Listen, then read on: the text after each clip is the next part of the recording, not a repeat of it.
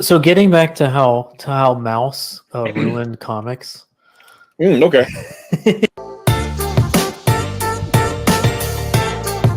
All right, 30 seconds. Your 30 seconds are up. No more boomer music. Stop right there, criminal scum.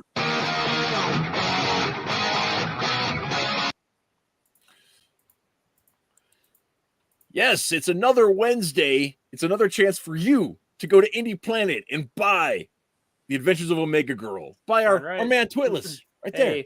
Hey. And some guy, Brian, who eventually will someday be on my show. I swear it. Apparently, Texas is frozen over with ice right now. It is. Yeah. I could tell you firsthand in the freezing cold garage that I slept in. Why? Because it's my workspace and everything. Everything is in the garage. It's away from people, and I can just get things done. Why would I leave the garage? Because it's freezing cold. I got a live your life, blanket and a space heater. Live your life. Don't listen to me. Do what you want.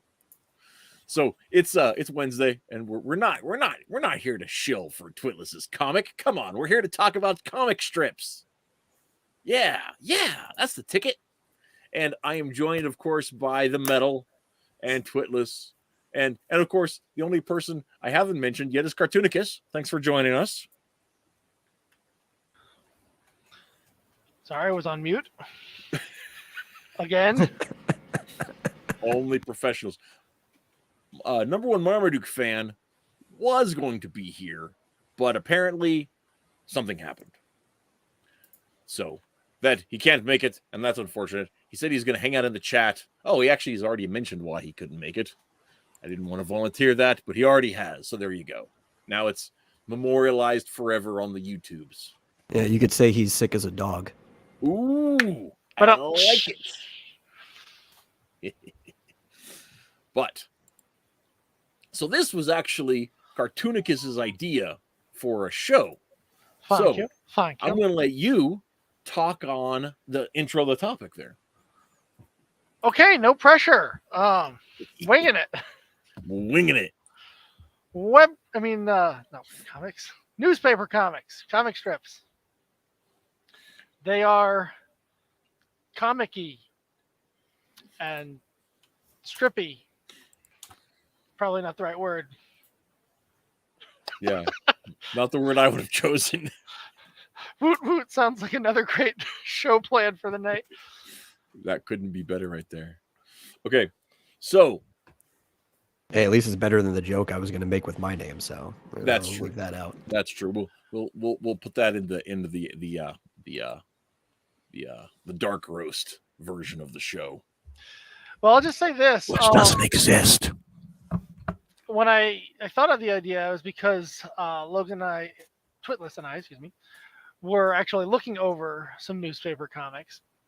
And it hit me. It was like, have you guys ever talked about newspaper comics on the show? And he's like, no, I don't think so. And I'm like, literally the original comics.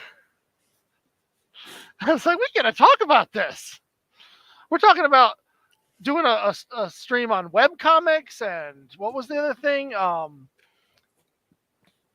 can't even remember. It's some crazy media for comics.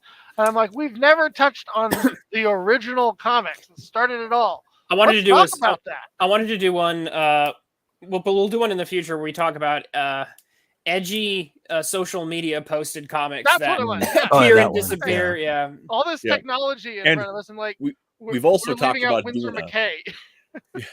We're also talking about doing a read through or a review and a discussion on Tales Gets Trolled in 2023. Are we? Yes. Oh yes, we definitely need to do that. Yeah, but Marmaduke's got to be on for that one. So that's a necessity. If we do that first, then I'll see if I can pull some of my connections to get one of the actual creators of that on for a follow-up episode or something. Wow. I'll try. One of my 3 connections to them burnt out between them, but I've still got 2, so I'll see if I can pull one. That might be fascinating. Unless we just savage the thing, which that might make it awkward. But No, they might like that. oh, perfect. I already like these guys. So anyway, but yeah, my first exposure to comics were strips in the newspaper. I like to say that I'm old enough, but just barely old enough that there was still Superman comics when I was a little kid in the paper. The weeklies were still in the being. I don't know if they were new or if they were reprints. But I remember reading Superman in the funnies on Sunday mornings or Sunday afternoons when I was 5, 6. Right. I gotta admit, I did not know there ever were Superman cartoons in the Sunday comics. I knew about the Spider-Man ones. Not that really? not that I had ever seen it. The Superman are like the most famous ones. As a kid, I remember watching an episode of the Muppet Babies, and they did this episode where they were dealing with the Sunday comics, and so they brought in Spider-Man. And as a kid, I'm thinking, that Spider-Man isn't a newspaper comic. Oh man, that when I was 18 years old, my family. Well, I was 17 at this point. My family moved to Denver, Colorado, for a few years, and I lived in that hellhole. But the two things that Denver had, well, there are a couple more than two things that are there. But in my experience, and the first things I noticed, they still had the Spider-Man in the Sunday paper, and they still had Terry and the Pirates. Oh wow! And I mean, Terry and the Pirates had actually, I think, wrapped. No, this was this was during the revival period. But I had never even known that Terry that was a thing. So I was just like, dude, Denver Post, give me the comics, man. But yeah, so that's my experience with comics in the paper. That was my comics, Garfield and Heathcliff and Peanuts and Family Circle and Rex Morgan MD and a Superman and I don't remember reading Spider-Man when I was small. It may have been there. I remember reading Doonesbury and not understanding it at all. Oh man! But I read it, so that's that. So, how about you, Twitless? What has been your initial experience with the comic strip? All right, put your seatbelt on. What do you mean? Put my it's pretty standard. You are about to hit us with 1,000 miles an hour of 100-year-old comics. I didn't start off initial. Yeah, obviously that wasn't my initial experience. My initial experience would have been. Let me think. Honestly, I remember Pogo as one of my earliest, actually. Probably because I was, a kid who liked, I liked frogs and reptiles and dinosaurs, and Albert Alligator was, definitely I gravitated towards seeing that. I remember when I got a little bit wiser, a little older and wiser, I started liking Doonesbury a little bit because I was like, oh, this is baby's first political satire. Once my brain matured past, 10 or whatever, maybe 15, 16, it's like, oh, this is just kind of hacky, actually. But then I I will say that, like, I have to agree with you, if only because, like, I'm enough older than you that, like, by the time you were like, oh, this is really hacky. I mean, like, that was in the Clinton years, and they had it was phoning it in. I like to think, and I haven't gone back and reread it, but I like to think the stuff from, 5 years before was just better. I think it was the Bush years. I think it was the Bush years when I think he started to break. I think at that point. Well, I think he actually broke during Clinton because Clinton wasn't loved as much as he thought he should have been, and then he also during the second term passed a bunch of stuff there. So I think that actually started during. In some ways, Clinton was loved a little too much. That's how he got in trouble. Yeah. But from Pogo, because Pogo is fortunately, I'm still kind of bummed about the fact that one of the things about comic strips is that they are immensely important to the study of comics, but they also are, apart from a few mainstays that tend to get they either get syndicated and reprinted forever, like Peanuts, or they get handed off through legacy, essentially. Some of them just become family businesses. So some of the current cadre of strips that we see currently printed recently are essentially, just like I said, it's a family business. Like Cartoonicus and I were looking, and it was essentially like, I think Beetle Bailey is handed from like father to son or something. And I don't know if Haggard the Horrible does something similar, but there's several of the ones that are still in print right now. And it's pretty clear that it's not, because you'll see that it'll list the original creator and then they'll list like someone who has the same name in the and it's clearly like, like a father son, kind of team, at this point, or one handing the torch to the other. But when you don't have that situation, when you don't have the legacy, or you don't have the endless reprints, what you end up having is strips disappear. And so, there's a whole generation of people who may know what, Foxtrot or Pearls Before Swine, or Dilbert, or Get Fuzzy, perhaps.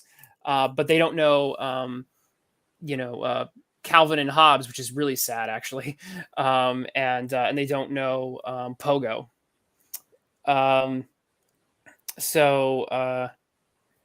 Let's see here.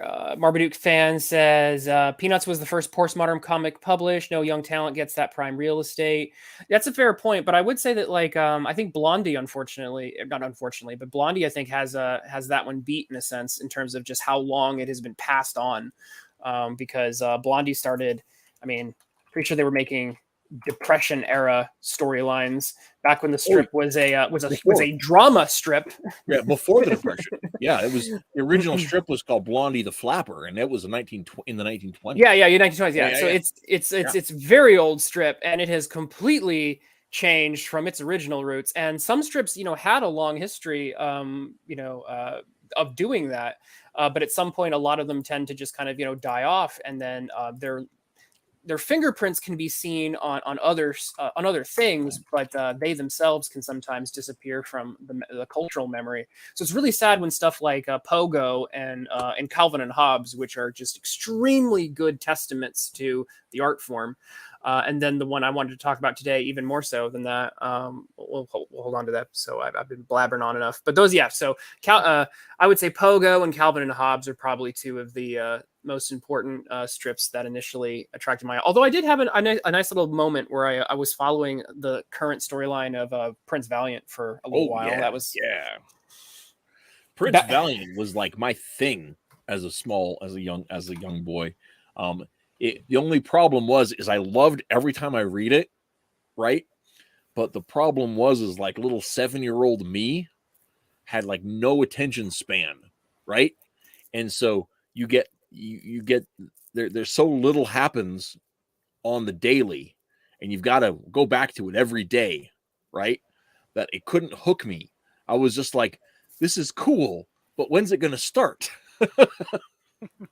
I have mixed feelings towards Prince Valiant. It's actually a very interesting test case to talk about regarding whether it is a comic or not, because it kind of is, but it's also a liminal case in some areas. It's an illustrated story in a lot of ways, and it flirts with the lines of what we typically see in comics. It clearly is, a comic in certain ways, but in others, it's like I said, it's kind of like I said, it's kind of flirting with those lines. Yeah, definitely. And I think it does the same kind of thing. You're talking about Winsor McKay. Some of his Little Nemo strips were on that same borderland. That was the guy. Yeah, you spoiled it. That was the way when I wanted to talk about. I want to talk about Winsor freaking McKay, the grandfather of like everything that in the media, because he was one of the. I was also going to bring up Will Eisner's Contract with God. A lot of it, the frames disappear and they move in and they place, and there's the way that he uses blocks of text to frame out the page. Also, kind of rides that line between comics and illustration. That I think is really interesting, because so many people talk about Contract with God as though it were like the ultimate comic. but it also is kind of not. I mean, in some ways, it isn't a comic, right? I mean, it's that on that line, and it's I don't necessarily think it's the best educator for the form.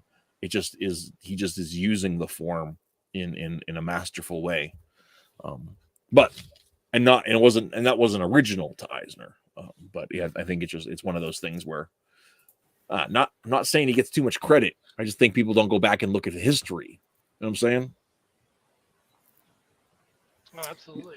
Angie has a question about Prince Valiant. Does anyone have any insight on how Prince Valiant got accepted in the comic section of the newspaper? It's such a different format and tone to every other strip in the comic section.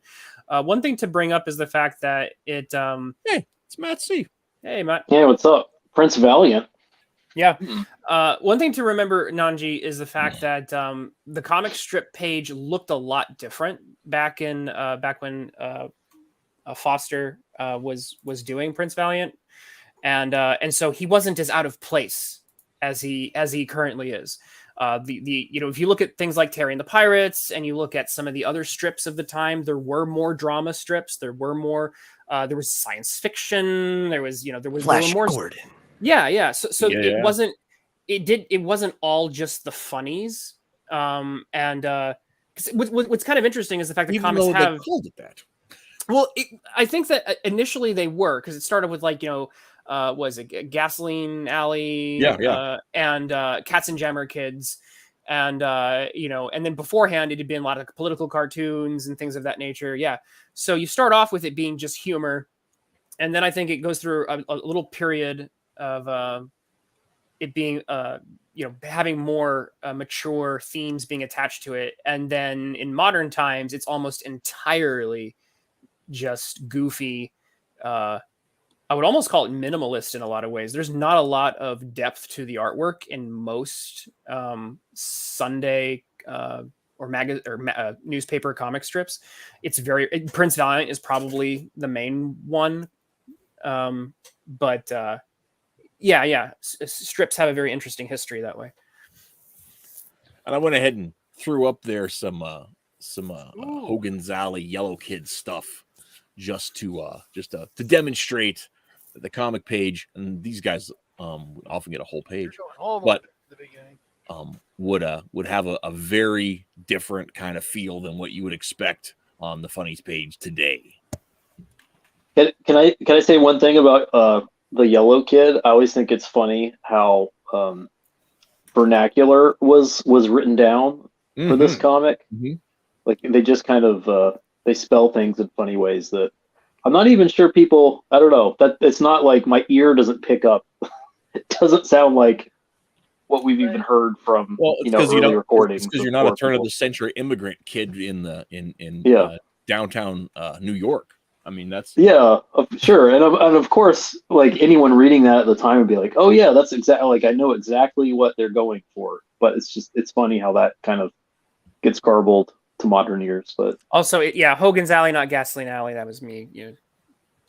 Yeah. Well, the Gasoline Alley is a strip too, I think.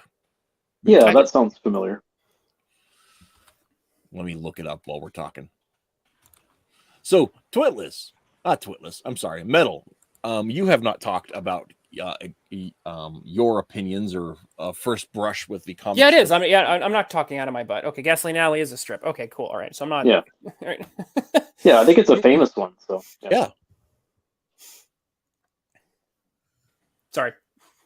Go ahead, Metal. Well, my introduction to comic strips, it's kind of twofold, I guess. So obviously, my dad would have the paper, so you're reading things. I would read a lot of. There was always like Mother Goose, Pearls Before Swine, Family Circus. Wizard of Id was one that I always found kind of funny as a kid. I don't even know if I got everything of it. I just always found it really funny. I think I like the way they drew the guys. There's a lot of crazy stuff, but also read a lot of Boys Life magazine, which had like full comics, but it also had like a lot of comic strips in there, like scattered throughout things, and which had like full comics, but it also had like What's happening there? why can't I hear myself? Fun echo. Sorry, I clicked the wrong tab and it started auto playing. Oh, okay. The Twitter page that was loaded, and I thought that was my end for some reason. No, it was me. The metal. I bet you were a Doomsbury fan. Like you strike me as you and Twitless. I don't know. I'm trying to figure out who's the Doonesbury person. I never even heard of Doonesbury until today when they started talking about it earlier. So really? Funny. We actually You might be too young for that. We just talked about Doonesbury right before you got here. So I think Matt and I were in the similar camp of like kind of liking it when we were like, oh, this is political satire, ain't that neat? And then something. Desert Storm. I feel like I'll wait for this to percolate for 10 years and then maybe I'll understand what the jab is. But. Well, the problem is that like we kind of quickly, or at least for me, I quickly was like, I had a period of kind of liking it and then realizing after a certain point how much of a hack he was being. And then then I just like disregarded most of this stuff. So I'm not really a Doonesbury fan. No, I had a brief period where I flirted with kind of liking it. And then it was like, nah, this is just. Yeah. Maybe it's the register then, but not the content. I gotta go to another stream. I just wanted to come by and say, hey guys. Okay. Well, nice to see you. You gotta at least tell us what comic strip you were like initially, like impacted you and. Oh, I mean, it's very, very normie. Calvin and Hobbes. Oh yeah, that's amazing. I mean, you really can't do better than Calvin and Hobbes. I think that's a bar that like other people get to, but I don't know anyone gets better. Pogo. See y'all. Maybe Windsor McCain. No, Walt Kelly. Pogo. All right, Pogo for the content. Windsor McCay for the art. Windsor McCay reaches certain levels of art that it's just. It's art. I think it's Art Nouveau is his thing. I think the more accurate, but like it's just the spreads. It's just pure artwork. It's just something. It is a visual feast for your eyes, done on the newspaper strip, and it's the type of thing where it's just like, I am looking at art, and at the same time, it's doing the kind of comic strip stuff, but. No, that's not the Gasoline Alley we were. I saw this and I was like, "What? There's a film? That's crazy! It's got Bruce Willis." It says right in the thing, this film is not about or related in any way to the comic strip Gasoline Alley. Oh well, then never mind. That's funny. Since we're talking Windsor McCay, I might as well pull up a couple references so people can take a look at. I really like Calvin Hobbes, but it's one of those things that like it wasn't in my paper, right? So I didn't get to experience it till like the internet and stuff later on in life. I love the Twitter profiles that just like constantly post old Calvin Hobbes clips though. Like they're all great. Ouch, Marmaduke. Threw an entire generation under the bus there. Overly impressed with his jokes. We repeats it for 3. Yes, that's him. That's one of the things about it is like when I was little, and I feel like the jokes were sharper in the 80s, right? I mean, and this is my memory going back from like 7-year-old me, so I could be wrong, right? Well, all the way up until I was 11, right? 89. I was 11 in 89, but I just felt like the jokes were better, and I feel like they got worse as I got older. But maybe that was my own, political awakening, where at first the jokes are just like, oh, these are jokes about adult society. I can kind of I see my parents go through life. I can kind of relate to that. Oh, I have that experience with a specific comic where actually I thought maybe I just wasn't getting it when I was younger, but then as I got older, I'm like, no, this is actually worse than I thought it was, and that was Dilbert. Dilbert. Oh, I kind of like Dilbert. I never cared for Dilbert. I really like Dilbert, but I don't. I am not a person who could sit down and read. I worked just enough jobs that were just enough like that where I appreciate it like every once and again. But I like Dilbert. Buy a Dilbert book. Yeah, I like Dilbert, but at the same time, I could see why people don't. So I'm not. It's one of those things that you're either going to go, oh my gosh, that's so true. Ha ha ha, or you're just gonna be like, this is dumb. So I could definitely see that being a pretty polarizing one there. Yeah. So one of the In relation to Marm's comment there about Buster Brown, the shoe company, have his roots in the old strip. It's true. It was a second strip that Occult, who did Hogan's Alley and the Yellow Kid, did the Buster Brown strip. And so it's the same artist in a different strip of his. And I actually have a crossover strip somewhere I can look up. But while I can't do that while I'm doing it, I actually have some Little Nemo. I got some. Okay. I got a couple. Sweet. Okay. This is one of my favorite. This is one of my favorites from I think the first volume that of a Oh wait, I had trade something for edition that's that. been published. Right, ready? So sheer levels of architecture that is this from the It's video theme game? From the, yeah, it's from the Okay, video right, game. It just plays We're for 20 completely seconds. around the meta bend. Okay.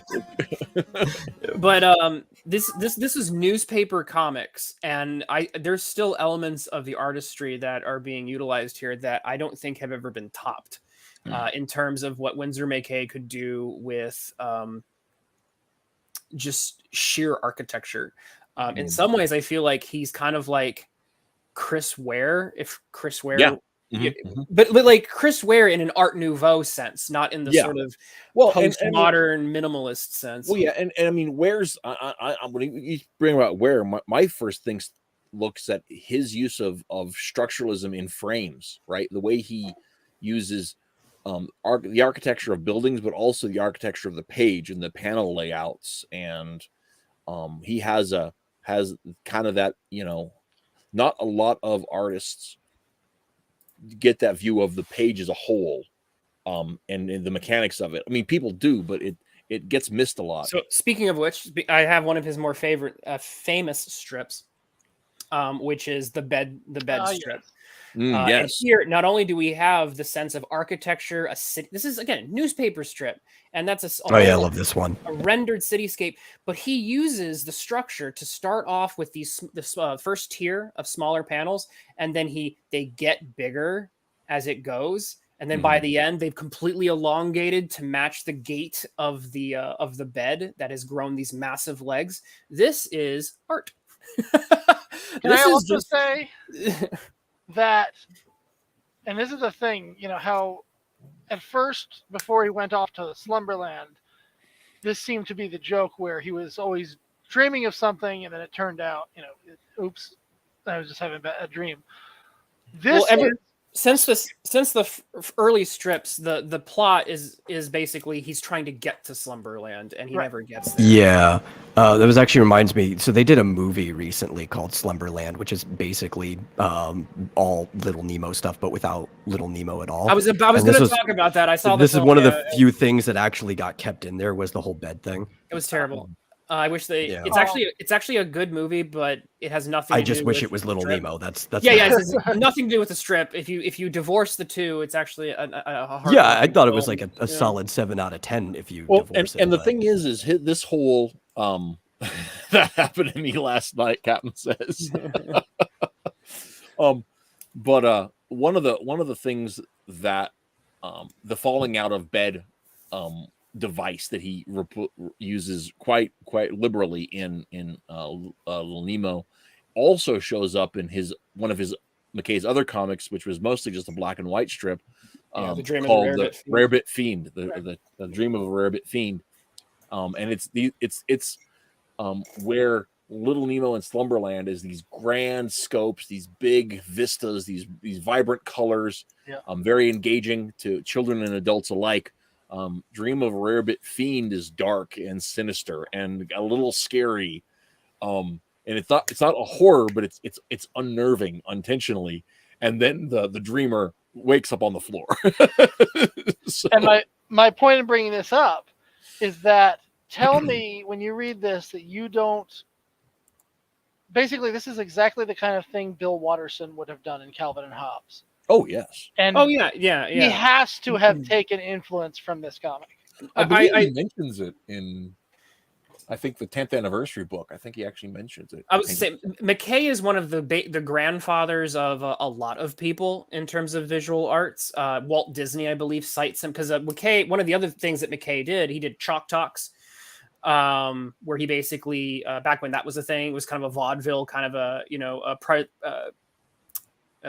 entertainment routine where you would draw caricatures of the audience and then also kind of like entertain with witty banter. So it's kind of like a stand-up comedy routine mixed with visual drawn art.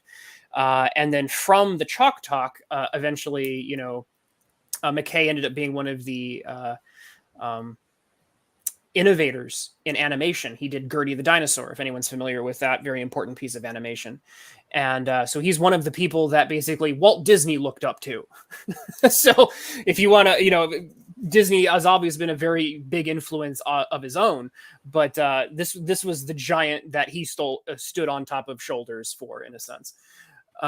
So yeah, that's all Winsor McKay. And like I said, the man was a true artisan who not only, in content, but in form, which makes him very important. And like I said, there's some beautiful strips to look at. I highly recommend taking a look at some Little Nemo and Slumberland. I will say they are a little, it takes a little while for him to find his footing.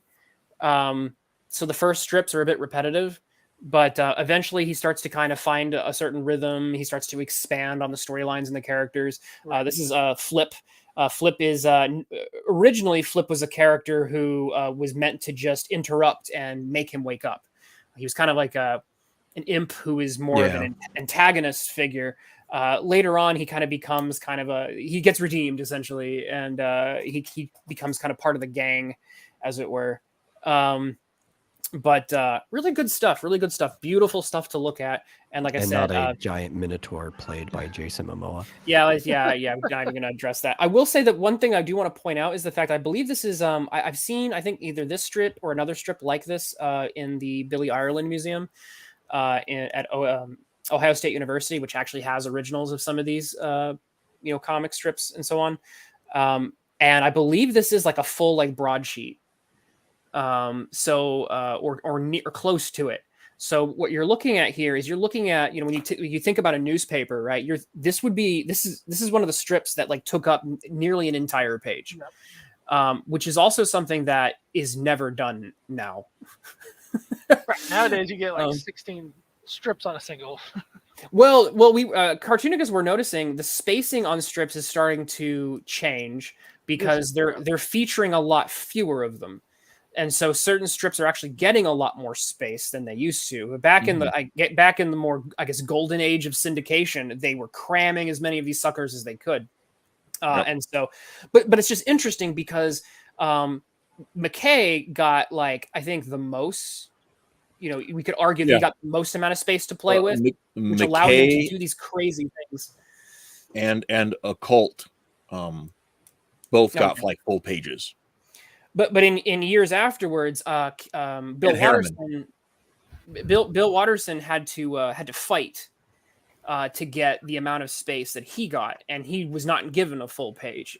So it's the interesting thing, and this is what makes one of the important differences to discuss when we talk about comic strips as opposed to comic books, is the comic book is a very standard page format for most of us. Or a couple of standard page formats. There's the manga format, which is a certain dimensions, and then there's your typical floppy, which has also changed over time slightly, but more or less you're dealing with very similar page dimensions. Whereas, like I said, in the newspaper strips, you can see how this page here allows for a very different sort of story to be told. Whereas if we pull up a typical Garfield strip from today, and you have you have your 4 panels, you have a very, very distinct difference in what type of what you're allowed to do, and that changes it changes a lot. Well, and now we can actually go pretty far back. Even I got something up here myself. So if we're going to talk about old comics, comic strips, we might as well talk about one most people might not think about because you're used to seeing it as a comic book. But Tintin actually goes way, way back to the point where it was being done as a monthly strip in a magazine. And here, you can hardly even tell that that's the same artwork, right? But what happened is that he would kind of Prince Valiant like story one little bit at a time, but it was all one long elongated story. And then later on, it was collected into books as a whole. And then, he's of course, suppo- he went and redrew his old stuff, and then he redrew it again and again and again and probably again. And I try to imagine what. The more I look into this, the more I realize the entire Tintin collection, as you know it, has been redrawn at least once, if not several times for some of them. And I wonder how much he would have been able to get done if he hadn't kept going back over the same stuff. But here, what I was just wanted to point out is that this is far more like, the classic comic book page that we would think of. And this has got to be going back to still like the 10s or 20s, I think. Cartunicus wasn't. Correct me if I'm wrong, but wasn't Tintin supposed to be a reporter for the newspaper publishing the Tintin comics? So there was kind of like this fourth wall element to it. I have never heard of that, but that makes perfect sense when you consider in the early days how many of those stories were about him being a famous reporter, and people always recognized him for having been the person who cracked such and such a case. I picked up the infamous Tintin in the Congo recently, and even if you try to find like the unbanned, uncensored edition, it's still Hergé's redone edition. Like it doesn't have the rhinoceros getting blown up with TNT, but because originally it was much more like this style. Yeah, but I don't think I've ever seen Tintin in. Did he ever redraw Tintin in the Land of the Soviets? Because when I got that, it was much more like this style, his older school black. That I'll admit is one. Those original two are still ones that I have not read because I can't seem to get my hands on them. So I don't know that. I have seen original compared to modern versions of almost every other book up to like the late 70s. I think there's been like a new edition, like Tintin historians put them out in the last year or two. So it has gotten a little easier to get your hands on them. Yeah, so, there's certain like I think pirate websites you can actually get some of the well, and then legitimate. Don't stuff. get me started on the number of fake Tintin books that people keep putting out there. Have you seen these? No. There's a ton of these weird things people will do in his style. Many of them are, I think, like pornographic, but they'll just keep pumping them out. Tintin in the such and such. And the artwork looks just like it. The covers look just like a Tintin book. Now, wait, where is this stuff happening? Like, is this like weird internet forum or is this like... I mean, I'm not going to track it down. So the only place I know is from the internet, but you Google Tintin covers, you will probably find it just by accident. You don't even need to go searching for it. I mean, he's probably a more famous, like if our version of that is Marvel Prawn or whatever, maybe that's Belgian's version of that where they don't care about the Marvel characters. I believe it, like I when I've seen these, they tend to be written in every language in the world. One more thing about Tintin in the Land of the Soviets that kind of stood out to me is he's also a lot. It's not just the style is different. Like Tintin himself is more of a cartoon character in those books. He'll be doing things like getting run over by a train, and he'll just be fine. The dynamite, it's okay. He's a cartoon character. Yeah. And you have to remember that's because again, the first. Even just in the collection we know, the first 5 or 6 books were originally collections of much shorter, 1 or 2 page strips that would just, be made to be continued next time. And so they had to be, they're not written as big adventurous stories. They're written as a series of events, much like a comic, or a comedy comic would be, just without the punchline. But they still have to have that, something to end on, just like a punchline. So every one is, it's not page after page of action on top of action or something. It is, hey, da da da da da, and boom, we end on that last page or panel. Excuse me. Cool.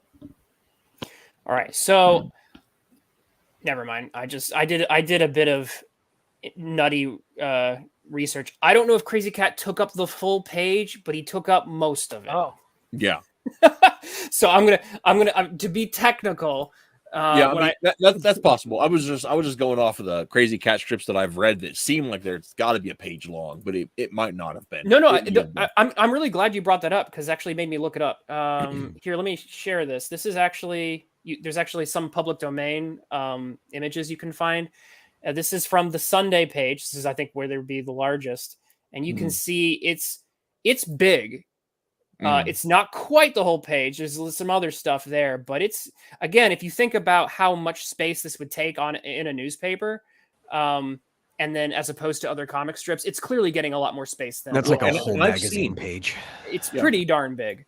And I've seen Crazy Cat strips that are just like smaller strips too. So I mean, Yeah. It may have, and I don't know if Harriman like drew whatever he felt like drawing, because I know he kind of wrote his own ticket.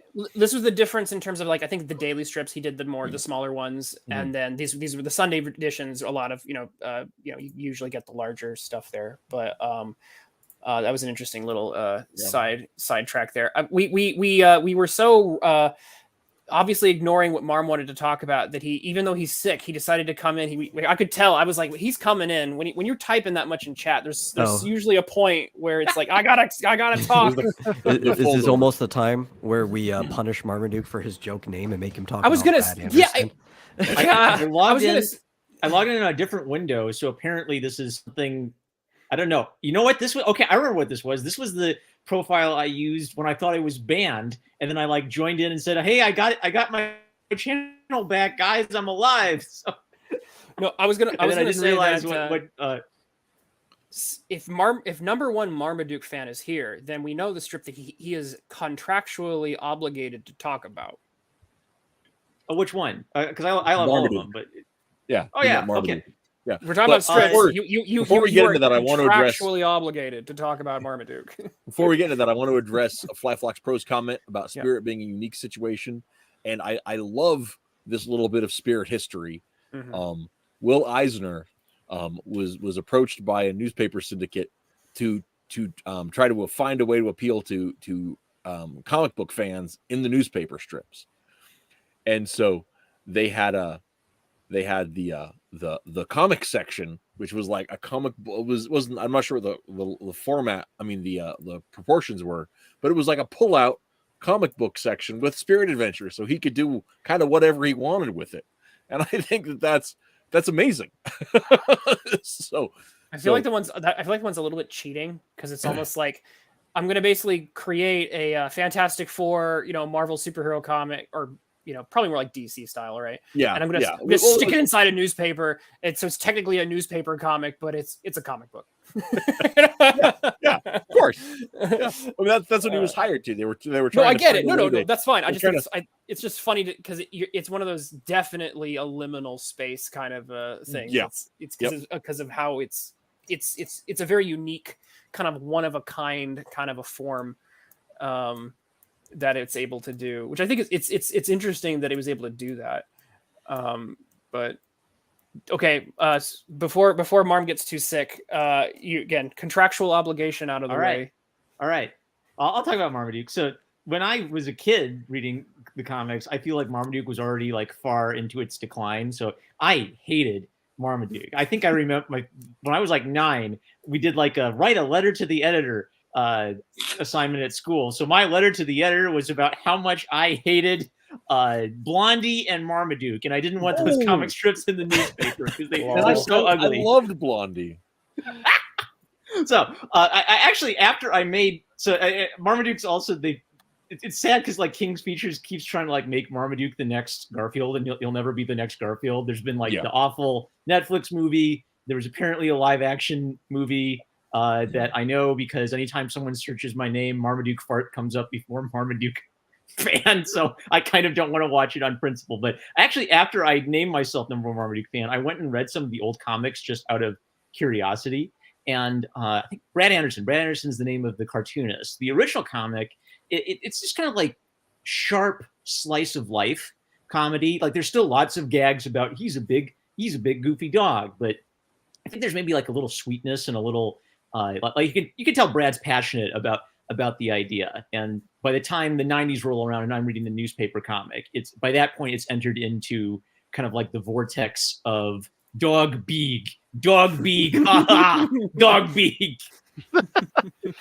Yeah, So we could plot a similar trajectory for Jim Davis and how he phones it in with Garfield eventually. So, Wait, I think his that's assistants absolutely- do all that now. They're like he's legit- definitely a CIA plant. Yeah. I'm just saying. Do you guys know? Okay, wait. Do you guys know the Garfield channel? Wait. yeah. Oh, you mean the one where they did that art film at the very end? That's like 4 hours long. Yeah, like they have one that's just like a 3-hour movie of a professional actor talking about the pipe strip. Yeah.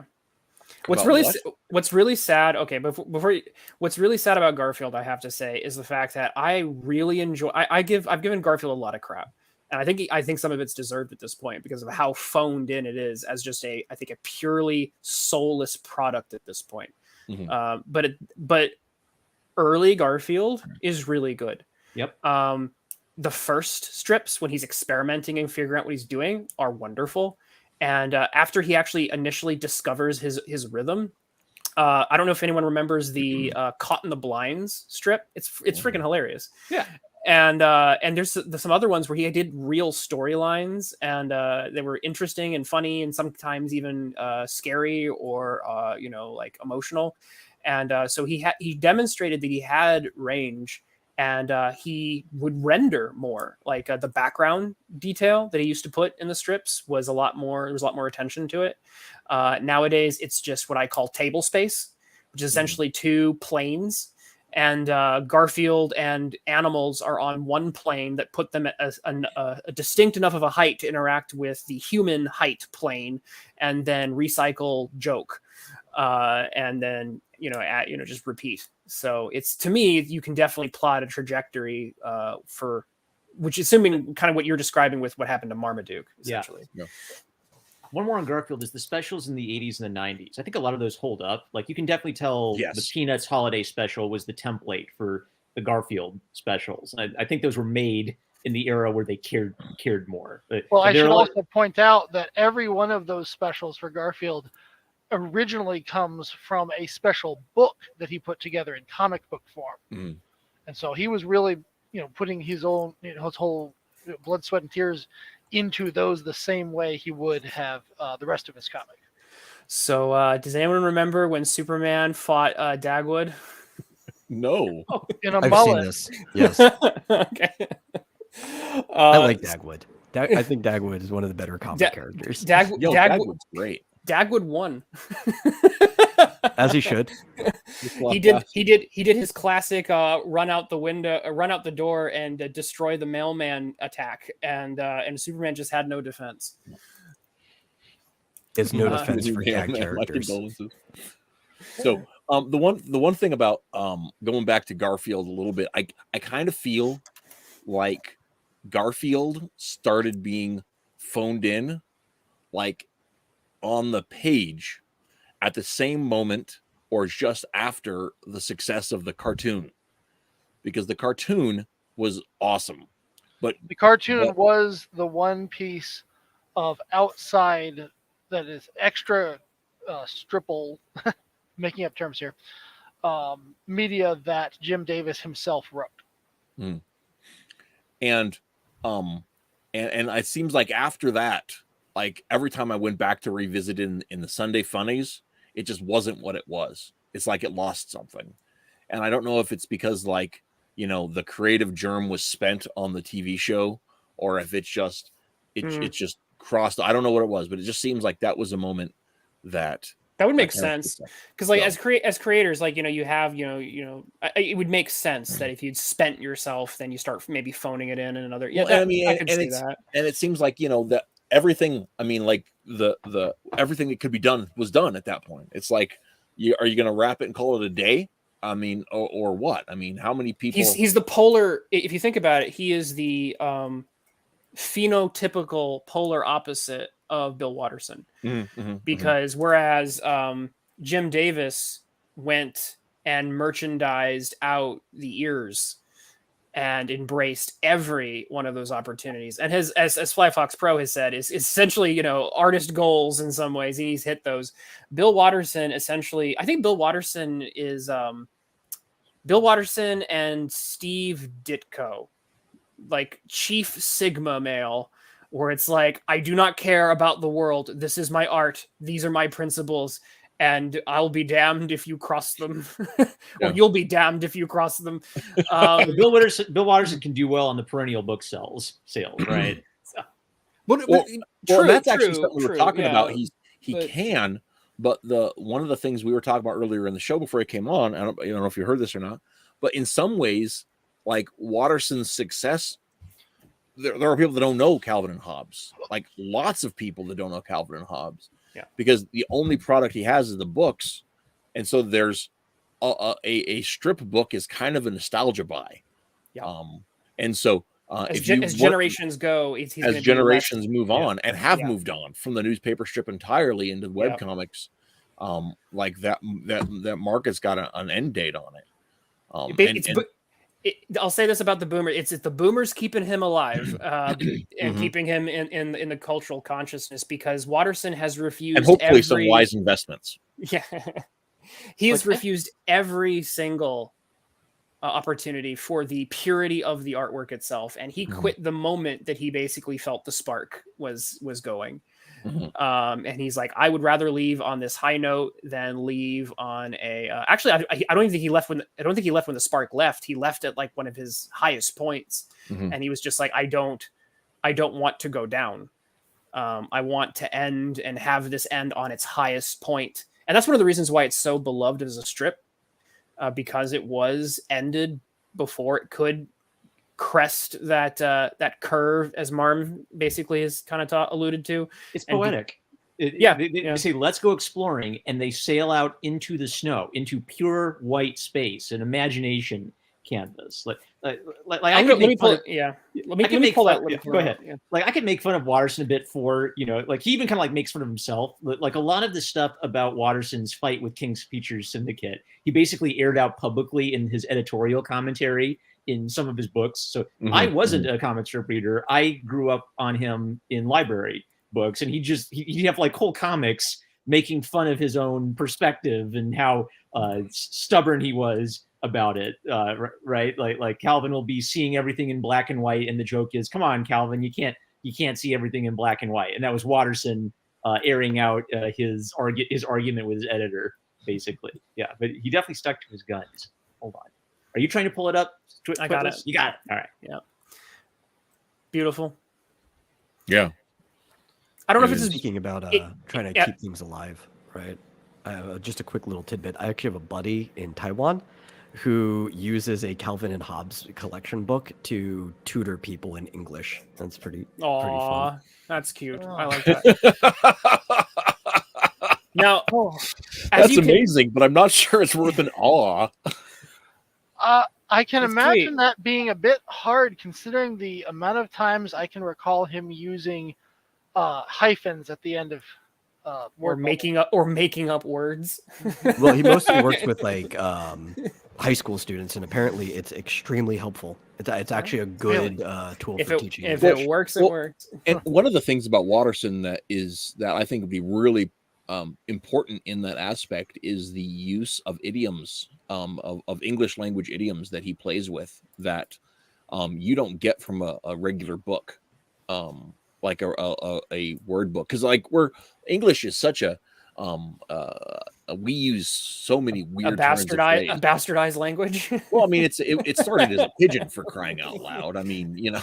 Yeah, that's what I was trying to say. Yeah. It's basically French, German, a bunch of other stuff. We mixed it up. Well, yeah, and then and it's you know, German and Latin, and that mashed together in ways that you know God never intended. There's quite a lot of French in there too. Well, yeah, that's Yeah. that's where it comes through. So, no, so I wanted to say, like, yes, I got you it. This is the ticket right here. Well, we're talking about the Peanuts movie. We're 100% talking about correct. something different in the chat than in the show. I know, but it's still 100% correct. I have not seen the film, but I thought it was excellent. Schultz actually It got a was- little bit of criticism excellent. for the amount of merchandising that he embraced at the time. Which was nothing.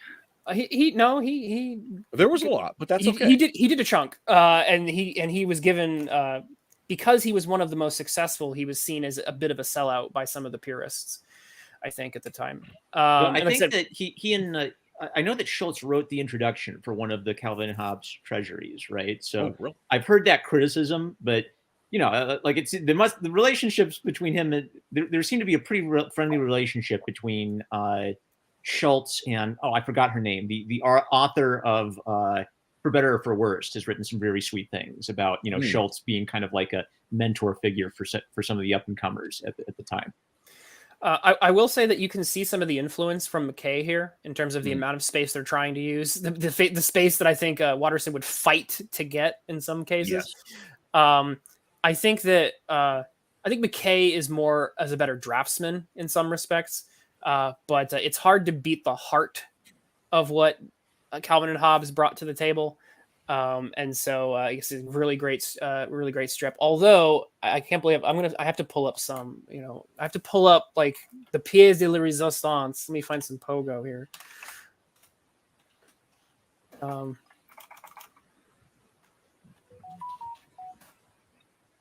Somebody else do something while I try to pull while up. you're doing that.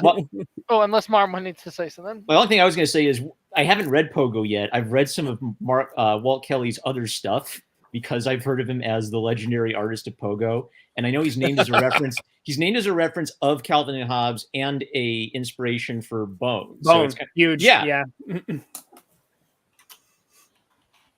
Basically, okay, if you think about it in a certain way, the main characters in Pogo are essentially the main characters in Calvin and Hobbes, except they've kind of swapped. Hobbes is essentially Pogo. But Albert Alligator essentially is Calvin in a lot of disposition kind of ways. But in terms of the way they look, it's swapped when you look at Pogo. Whereas when you get to Bone, it's just Albert Alligator ends up being two of the bones. And Pogo ends up being Phone Bone.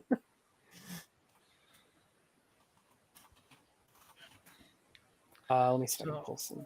While you're doing that, I do want to defend Garfield a little. Big surprise. Do your best. Mainly in your criticism of the artwork and phoning it in, because for nearly 4 years, maybe 5 years now, I have been a 4-panel webcomic. And we started out updating twice a week. Now we're down to one because life goes crazy and we couldn't keep up with the schedule. And I cannot tell you the amount of work it takes sometimes to get one of the hours and hours spent on just one of these stinking strips. These guys who work for the newspapers, they have to put out 7 strips every single week, and one of them has to be in color.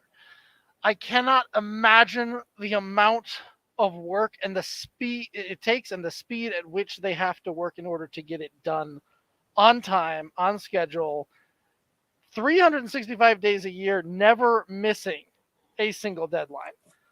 Didn't stop Walt Kelly, and it didn't stop Winsor McKay. Nevertheless, when I'm making a strip, you can bet I'm going to use the technology of that I have of having a computer and a tablet and Adobe Illustrator, and I'm going to be copy and pasting imagery when I can. I'm going to be utilizing things that I've already drawn to save time. I'm going to be doing whatever it takes to get that strip out on time. And even then, we don't always make it. The point is that I think it was Doug Knaple who said this, is like at a certain point when you're doing comics, you have to stop worrying so much about the quality of the product and get something finished.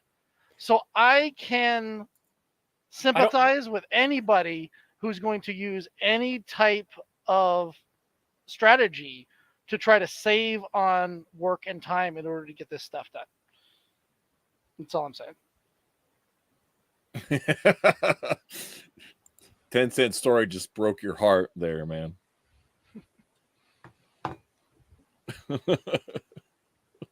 We wait till AI will creates not be it. consumed by the robots.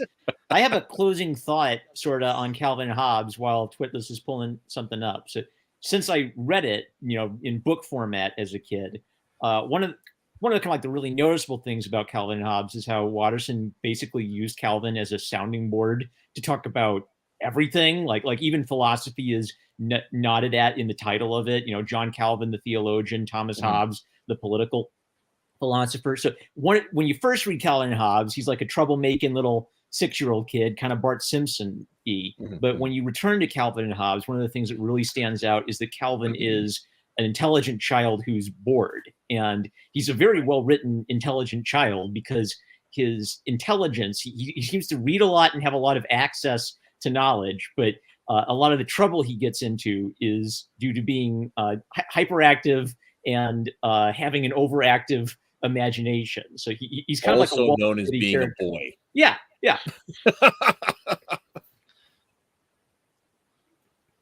Yeah, he's the he was an early, and that's one of the crazy things to think about is in this current political moment, like Calvin is just a normal kid.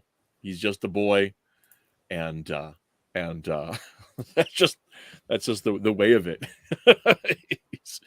He has everything he needs to be, a normal, well-adjusted dude. But he's in this moment where he's 6, and that moment lasts what, 8 years, 9 years? Oh, I thought he was more only than 10. 5. I have a 10th anniversary book. Of course, it was more than 10 years. What the heck's wrong with me? Okay. Maybe kind of interest is, for better or for worse, broke that trend, I think, by having, I don't know if it was exact time. It was either a year in comic time as a year in human time, or she did something like, I don't know, maybe like 3 years of comics equals 1 year of human time. But the characters grew up, and then the kids had kids. Yeah. Yep. Yeah. That was always an interesting detail to me. I'm having a hard time finding the ones I want to find. I've got some good ones, but I can't find my favorites right now. There's a hilarious one about you can't cheat the government, and it's a mailman. It's a duck who's a mailman, and it's so funny. And it's what was great about Pogo is sometimes like a sort of like a side gag would just like become like the real joke of the strip, and it would just kind of surprise you. Those were some of the best ones, and having a hard time finding a couple of those. Let me see if I can just pull some. We need to actually do a Pogo night at some point. I think probably, but for probably most of the audience. Let me share a couple that are maybe decent, halfway decent introduction. But can we at least get a couple pictures here up of Pogo characters next to Calvin Hobbes? Well, okay, so first off, you'll see that the character there, Pogo, that's the Pogo the possum right there. That's, like I said, a short character, whereas Albert the alligator is very tall and lean. But in terms of their personalities, Pogo is the more calm, more philosophical, essentially, whereas Albert is the more scheming. So when you see that, you can definitely see the relationship between the two. But there's a lot going on in these strips, and animated. There is. That's what 1, 2, 3, 4, 5, 6, 7, 8, 9, 10, 11, 12, 13 panels in a single strip. It was basically you could get like essentially like a little mini Disney cartoon in That these is things. twice the national average. But they would have like a little mini plot here. The plot of this one is that we have a snake oil salesman Fox here, and he gets his comeuppance by essentially dealing with a skunk. But there was a lot of dialect, kind of a Brer Rabbit sort of ethos to it, and the coloring was bright. The line work is very warm, inviting, and fair amount of detail. So like I said, there's quite a lot going on in these strips. Another kind of visual feast for the eyes. Let me see. Let me pull up one that's got the alligator in it. But Pogo is great. I'm not doing it justice right now, which is a shame.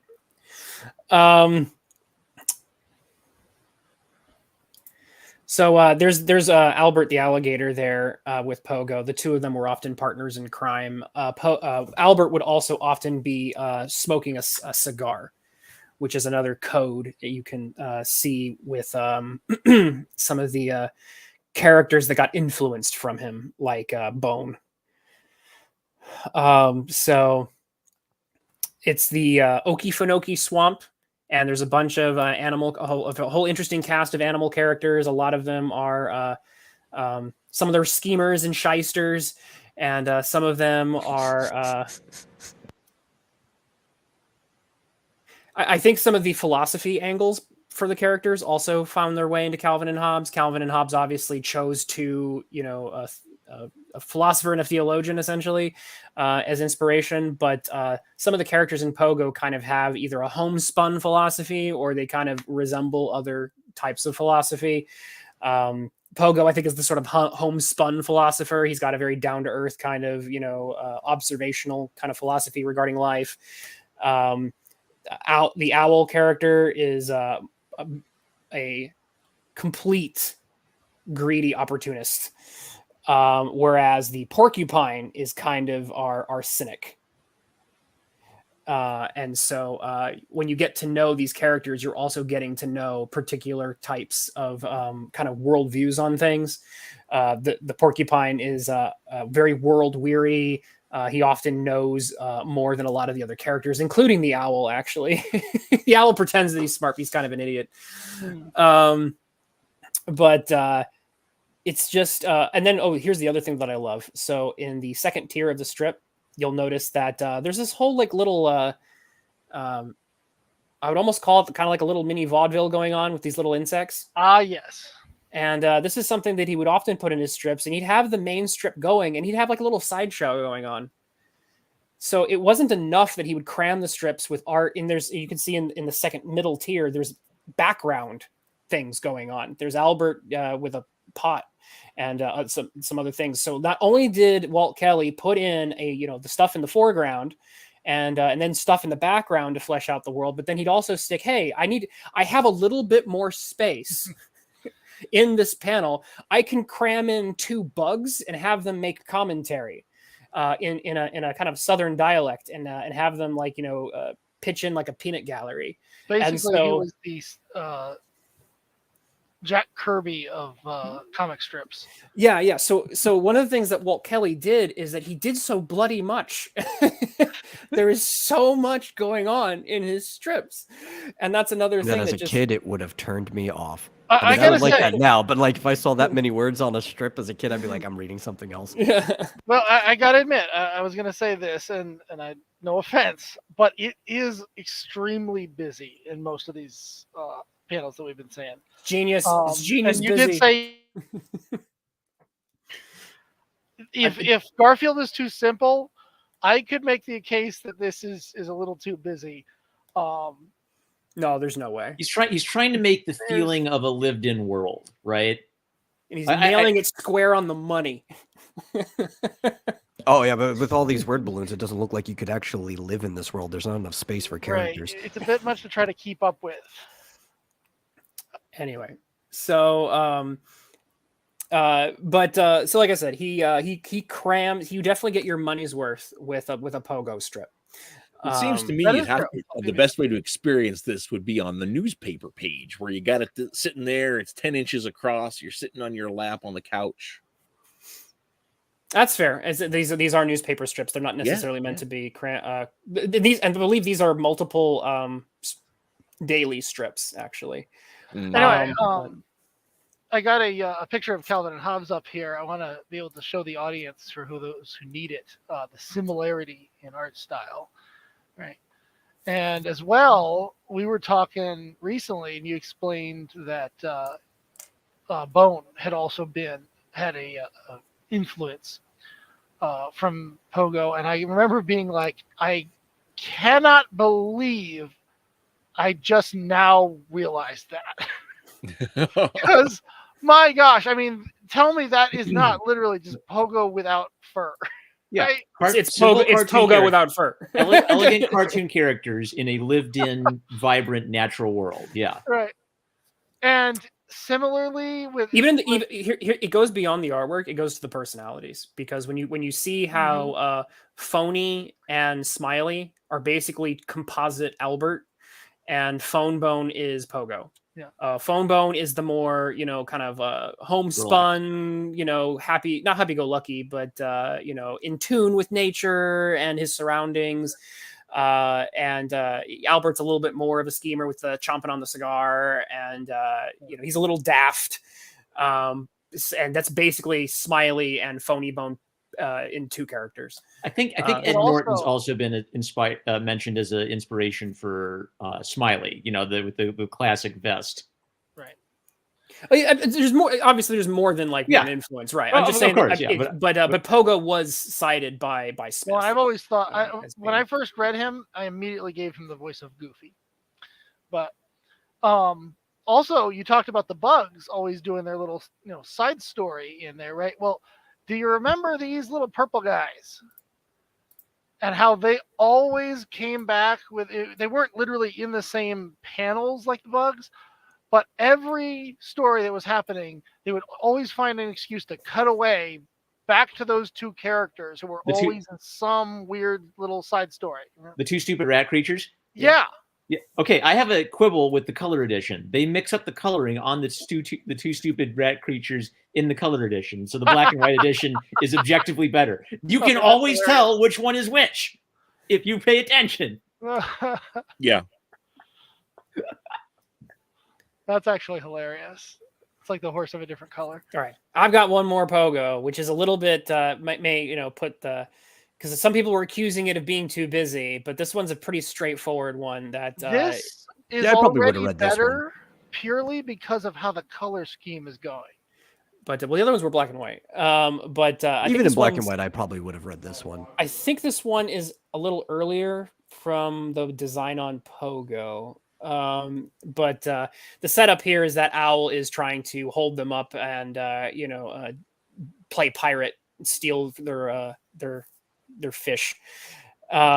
So he starts off by shooting a hole in his own boat to demonstrate that he has a gun, and then after he demonstrates walking the plank by going on the plank himself, so Pogo can dump him in the water. So yeah, a very and again, just physical comedy, but also just kind of some situational irony, essentially. And it's this is again a very Walt Kelly kind of a setup.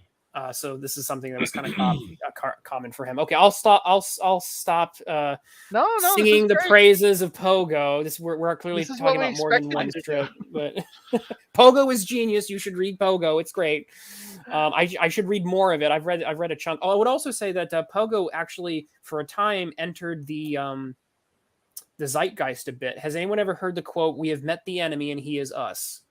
Yeah. Oh yeah, all the time. Pogo. Oh really? That is a Pogo strip. Wow. So essentially, the Pogo characters go to find. It's kind of a metaphor for the Cold War, I think, and they go to find this enemy that's on the other side of the world. And I think they basically get lost, and they think they have traveled to like some far land, but they've just kind of gone in a circle. And so they kind of like, oh, this is the enemy territory, this is the enemy land, and they finally, I think, figure out, oh, we've just been, we've discovered the enemy. We have met the enemy, and he is us. And that's the joke. Topical for 1960. Yeah. So it's a kind of a commentary on the Cold War and so on. But that was Pogo. So if you look up, we have met the enemy, and he is us. You can pull up Pogo sitting on a stump, basically ruminating on that realization. Very nice. I fell in love with with Walt Kelly even without reading Pogo. I fell in love with him just based on the quality of his cartooning work. So you can find it. He did a lot of traditional work in in regular format comic books too. So very prolific. Oh, I love So Fox Neostar asks, "Isn't there a skunk character in Pogo?" Yes, there is. There you go. Yes, there is. And Kelly worked for Disney, so so the fact that he looks so Disney-esque is on point because he worked there.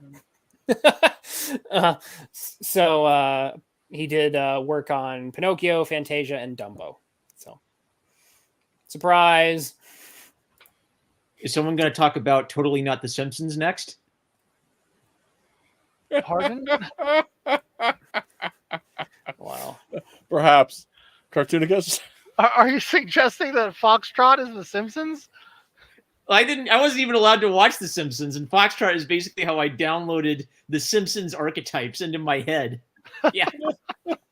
Okay, that is an interesting way of looking at it. I'm wondering if you're having to change up some of the characters. Oh, a little bit. So, like, the dad's bald. He's kind of a goofball. The mom's patient. The son's a troublemaker, but he's smart. So Jason's way too smart to be Bart. Right. It's like And Jason then- would be Bart and Lisa mixed together. Yeah. And let's see. Pete Steele was kind of a slob, right? His laundry always smelled. And I forgot Paige's. Paige was just sort of like stereotypical Valley Girl teenager, Right, like very right. very obsessed with her appearance. Yeah. Yeah, when we were talking about doing this stream, I joked that I figured Twitless knew exactly what strip I would want to talk about, and that he'd be wrong. Because I figured you did end up talking about Garfield anyway. So Oh, I know I would, just the same way that you ended up talking about Pogo.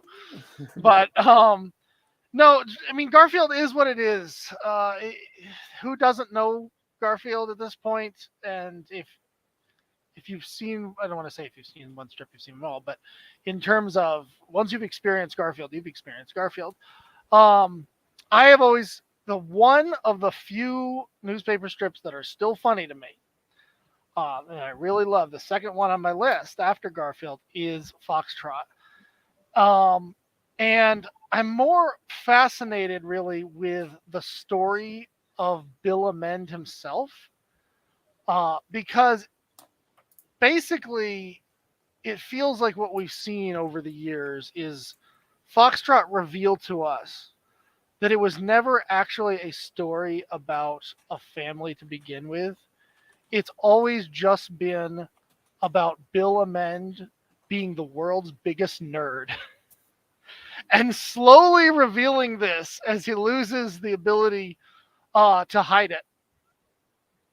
This strip, I mean, look here, if you read what's going on here, they have a reference to politics on Facebook. I want you to name me a single other newspaper comic strip in the entire syndicate that would reference Facebook. Most of these strips, that have been going for 50, 70 years, they tend to be, remain the same identity they had back in like the 60s or 70s, or at the very least the 80s. They tend to be very simple. They don't get into things like pop culture. And yet here we have Bill Amend, who oops, I feel is Jason himself. And basically, the reason, let's face it, this is one of those strips where it's like, what's his name? Steve Urkel. One character ultimately took the spotlight, right? And that was Jason. He's the one we're really here for. And the number of strips involving him and the amount of nerdy and pop culture stuff that has continued to make its way into the comic has gotten more and more until it's clear that's all. He includes Totoro here. I mean, how many people reading your average Sunday comic are even going to know who that character is, right? He is referring to video games and pay to win. I mean, this guy was basically creating that web comic we're all used to, where it's two guys playing video games talking about society, long before a web comic was even a thing. And where's the one? There's really amazing one. I think it's down near the end here. Oh yeah, here we go. I just wanted everybody to see this. Like, who else would think this is like Calvin and Hobbes taken to Nerdvana, right? He just loves to pay reference to all this stuff. Dexter, Lord of the Rings, Game of Thrones, right? And he does it mostly through the character Jason here. He's got St. Patrick Stewart. And then along comes, and I'm sure most people know this by now. Whoops. I'm going to change the screen here. Back in 2006, he did something that solidifies this theory even more for me. And that is, where is it? Chrome tab. Here we go. He just got tired of doing normal comic strips altogether. And he said, heck with this, I'm retiring the daily comic strip. I'm just going to do Sunday strips from now on. And he spent a week, let me make sure this is up here. Yeah, that's it. Actually preparing us for it by breaking the fourth wall in the most amazing way possible. As they talk about, hey, did you hear? There's a cartoonist who's switching his comic strip only to Sundays. I remember this. Like, right, you do? Yep. It was like this swan song of his saying, guys, from here on, this is what I am. I'm talking about Doom and Zoom and wireless mouses, because that's what I can do, and I can be funny that way. And I am continually fascinated with where each one of these strips goes. You never know how he's going to surprise you with something else. And of course, you have to be up with pop culture and everything to get this stuff. But thankfully, for someone like me, it's all nerdy pop culture, so I'm already up on all that stuff anyway. You unlocked a memory for me. I have vivid memories of me and Jason both getting excited for Lord of the Ring movies at the exact same time. Right? Yeah. He lived alongside us. Yeah. And that's what makes this strip so different from most of the others, is that he doesn't come at it from an angle of this is what people will think is funny. He comes at it from an angle of this is what I like. And he happens to be funny in the process. Now, what's weird is, has this ever been adapted outside of its comic strip format? Did it ever get a show or anything like that? Not that I know of. And that's the amazing thing, is that you're dealing with someone who he was able to, who else would say, you know what, from here on out, I'm just doing my comics my way. I'm not going to give you any more daily strips. And the syndicate to be able to say, yeah, okay, fine, you do it the way you want. You are so successful and so popular that we basically have no choice but to let you do it the way you want to do it. It's a risky play because these comic strip spaces are prime real estate. Like, people fight to get these spots. Exactly. And he can just like give it up. You guys saw me spamming Heathcliff in the comments, right? I did not. I meant to Okay. talk about Heathcliff I because saw it.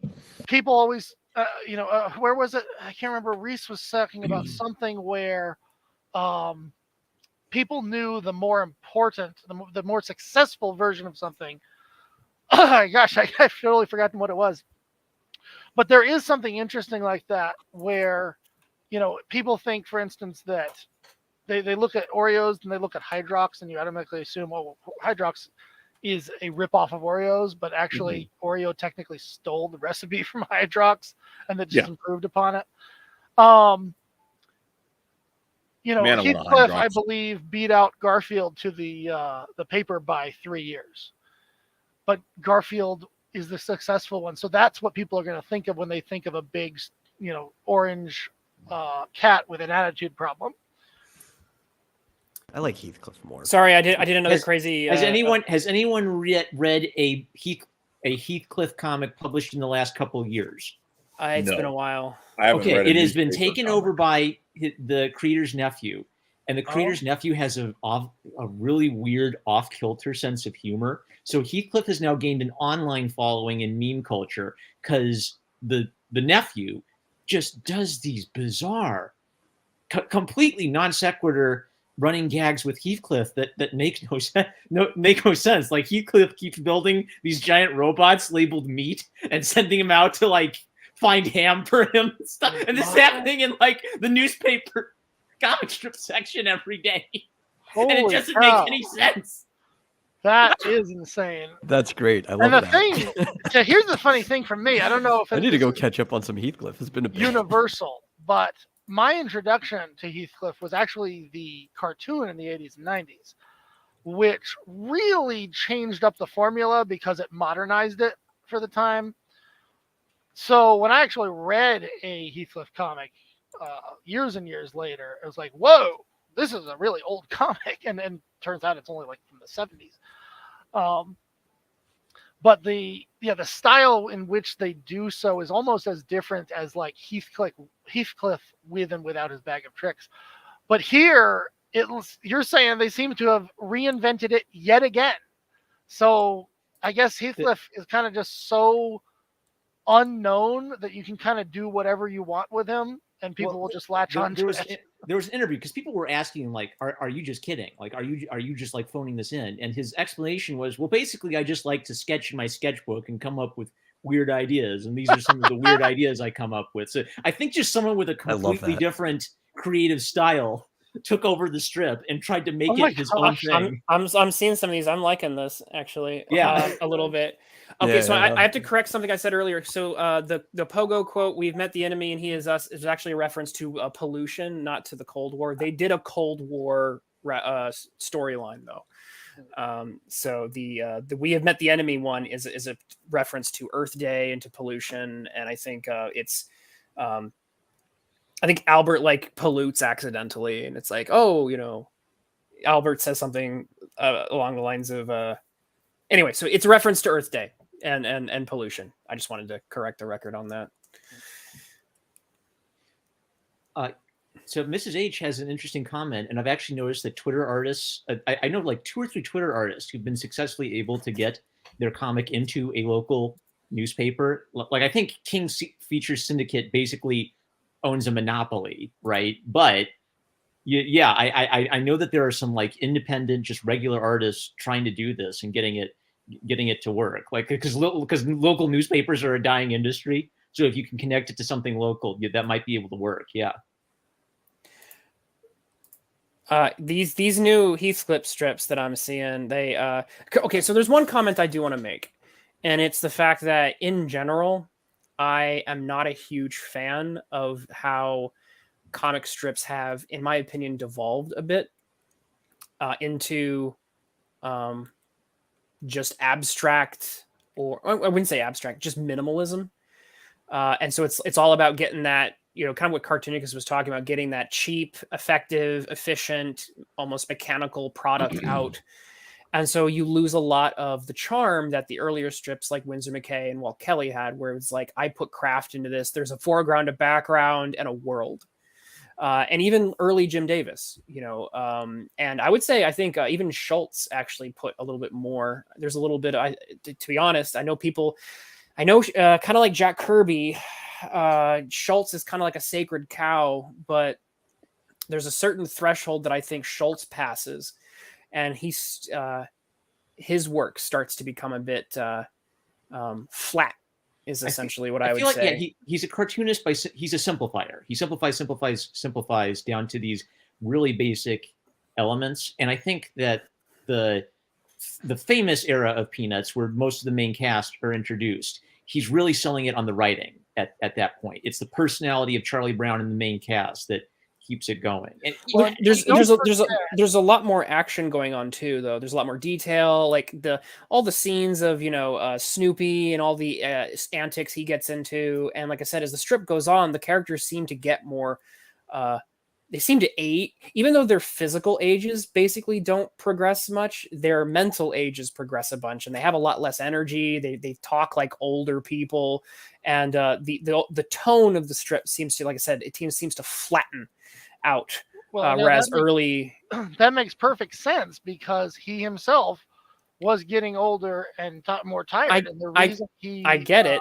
I'm just saying that what I'm saying is the fact that I appreciate the older masters who brought their A game the entire time, and then maybe quit when they started to or concluded the strip earlier or what have you. So you don't have to watch the strip kind of die a slow death in some ways. But strips currently, even Foxtrot, which I do like, there's a lot less just in the artwork.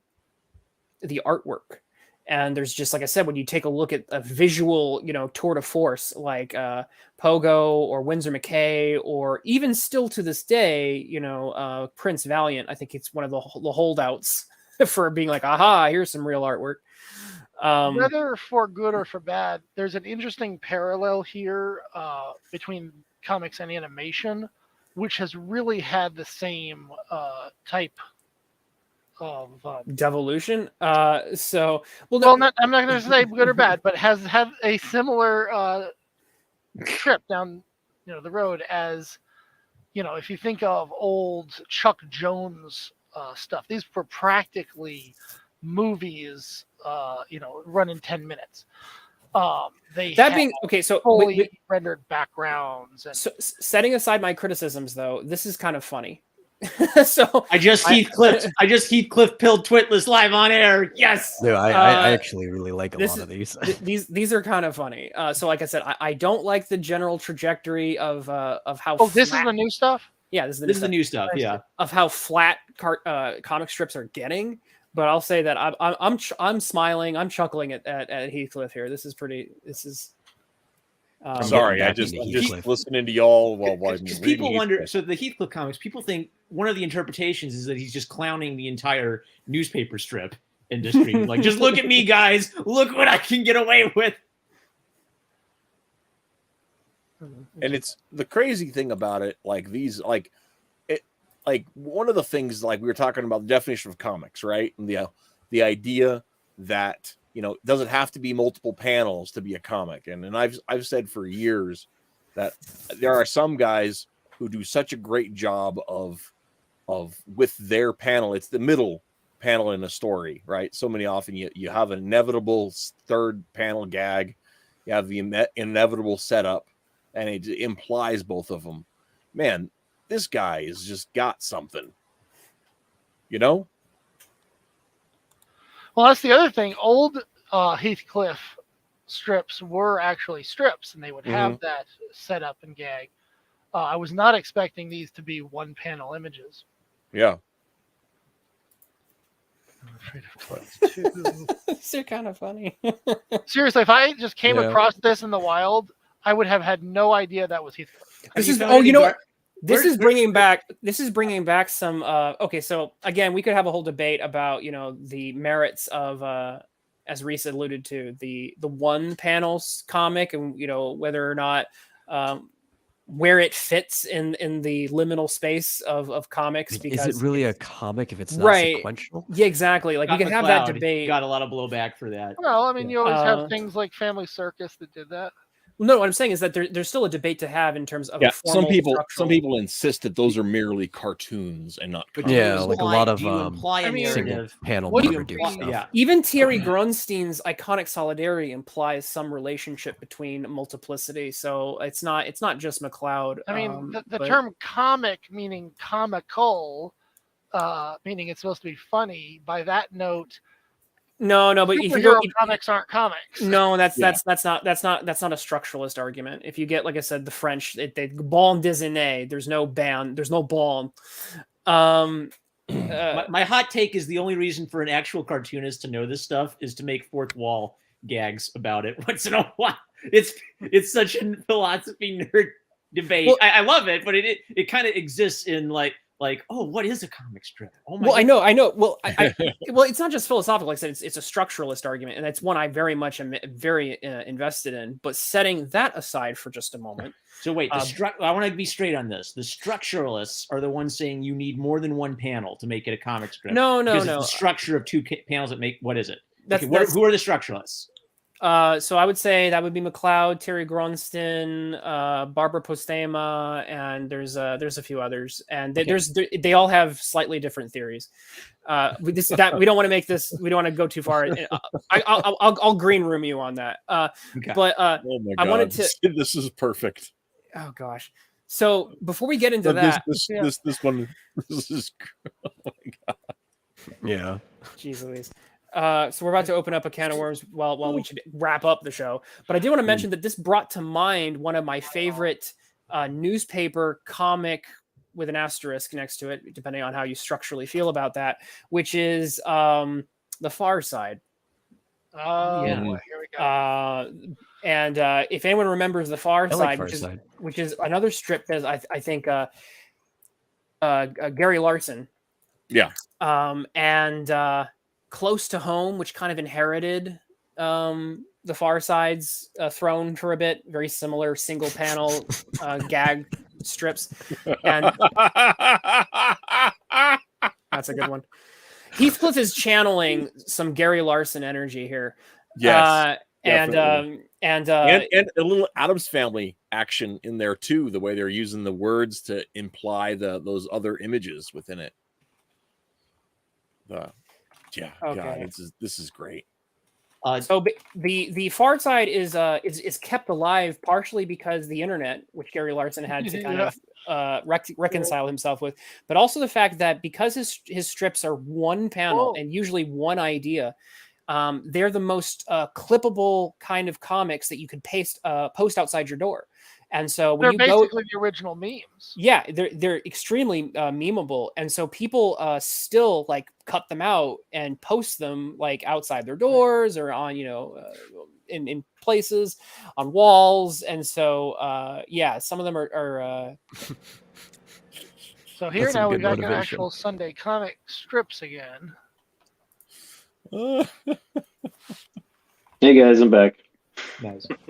Hey, Hey, could I do my recommendation on like very impactful newspaper comic real quick? Well, Yeah, go for it, man. Okay, Oh, yeah. so I have like two. I think I can do Bam Bam Machine Gun. So one I would recommend everybody check out is the Gumps, the Saga of Marigold. It's not my favorite comic, but it has such a really interesting backstory. It's basically maybe like the best example I can think of newspaper comics becoming a pop culture phenomenon. So the Saga of Marigold was basically like this long, sort of melodrama of how much can I give away? A major character died in a newspaper comic strip, basically, and there was an enormous fan letter campaign to spare this character's life. And the cartoonist Sidney Smith actually took a photo of himself swimming in fan mail, begging him to spare this character's life. And nope, he did not spare the character's life. So Wow. That's I'm curious great. if this was before or after Death in the Family. Oh, way before. This is like the 1940s. So it's a great illustration of comics as people were invested in this stuff. You did not have Netflix. You did not have the internet. Yeah. You followed newspaper comic strip characters in their lives. So that was one. And the second big recommendation I would have is I love EC Cigar's Popeye comic strips, and maybe it's kind of like he's one of the most famous comic strip characters of all time, but the comics have a very different tone than the Fleischer cartoons. And I had this whole thesis where I think there are two streams of thought in comics history. There is artist stream of thought, and there's cartoonist stream of thought. And artist stream of thought is about taking an art to the heights of what the art is capable of through drawing. And cartoonist thought is almost like a child speaking a language. So what's interesting to me about EC Cigar is he's actually a pretty stiff artist. The characters kind of like have like very stock poses. I'll see if I can share the screen. But what he's really good at is cartoon language, and he's just constantly upping the ante throughout his career. Thimble Theater is the name of the comic starring Popeye, because Popeye wasn't in it originally. It started out as a series of parodies of movie strips, right? Of like movies, right? And so like Olive Oyl is already in the public domain. She's years older than Popeye's. Like back in 1914, Olive Oyl would be like making fun of goofy, movie girl characters, and then eventually he just starts telling one of his stories about the crew going on an adventure, and he just introduces Popeye as just like a character. Oh, they need to see a sailor. The sailor's name is Popeye, right? And then after that adventure ends, they go home and they leave Popeye behind. And the story I've heard is that letters were written asking him to bring Popeye back because he didn't know what he created. So the second that Popeye enters the strip, of course, he becomes the star of the show and takes over because he's such a larger than life character. But there's a really rich history of these characters before Popeye shows up. The Fantagraphics has published a series focusing primarily on Popeye. They basically show you a little bit of the characters having their first an adventure before they meet Popeye, and then all of the Sunday strips basically focus on that point on. There's been a special edition release that collects a chunk of color comic strips pre-Popeye. They basically collect a whole, Western adventure saga with some of the other characters. So it's right here, this one. That's a fun buy. So I'd maybe recommend start with Fantagraphics if you like Popeye, because he's a fun character. If you get into EC Cigar and you just fall in love with him, this is a good volume. I basically don't know if it's possible to read the oldest Thimble Theater comics. I found a couple of them, and I found this great blog, the Timely Atlas Comics blog, that documents a lot of great information about pre-Popeye Thimble Theater. But my pitch on EC Cigar is he is wild. He's just constantly bringing in strange new characters. He's constantly changing up the scenario, and he just improves radically. Like this is like the 1914 stuff. When Popeye enters, he looks very different than the Popeye and then the strip takes on a lot more action adventure orientation once Popeye the super strong sailor is in. So even if you don't think you like Popeye, give this comic a chance. It's a window into I call it a window into the life and the world of simple, like 1920s working class people. Interesting. Ever since I learned what was really in the Popeye comic, I have respected it infinitely more than I ever cared for any of the cartoons. Even so far as seeing what I think are a lot of metaphorical and symbolic imagery that gets put in there sometimes to illustrate what he might not have been able to get away with, especially if he wanted to sell these to kids. Things like Blimpy, I'll gladly pay you, Tuesday for a hamburger today. I'm convinced that Blimpy is a stand-in for an alcoholic. Probably, yeah. Oh, sure. Yeah, so there's like a lot of he is an addict. Stuff in there. He's definitely an addict. Yeah. Yeah. 2 hamburgers.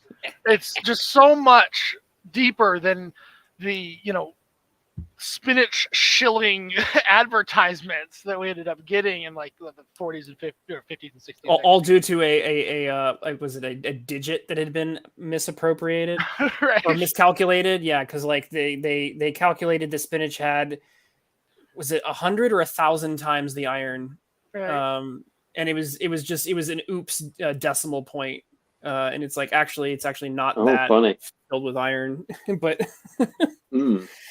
And I guess like what Marm is saying is that's like a counter example to the other comic you mentioned earlier, where like so that would be an example of an artist, of a creator responding to fan reception and saying, okay, I'm going to take a different course because I'm seeing an opportunity. The readers are seeing an opportunity, and I'm going to follow what the readers are suggesting. There's actually a few examples of that happening in comic strip history. Again, some of them have just been lost to time, but there have been some examples of comic strips where they introduce.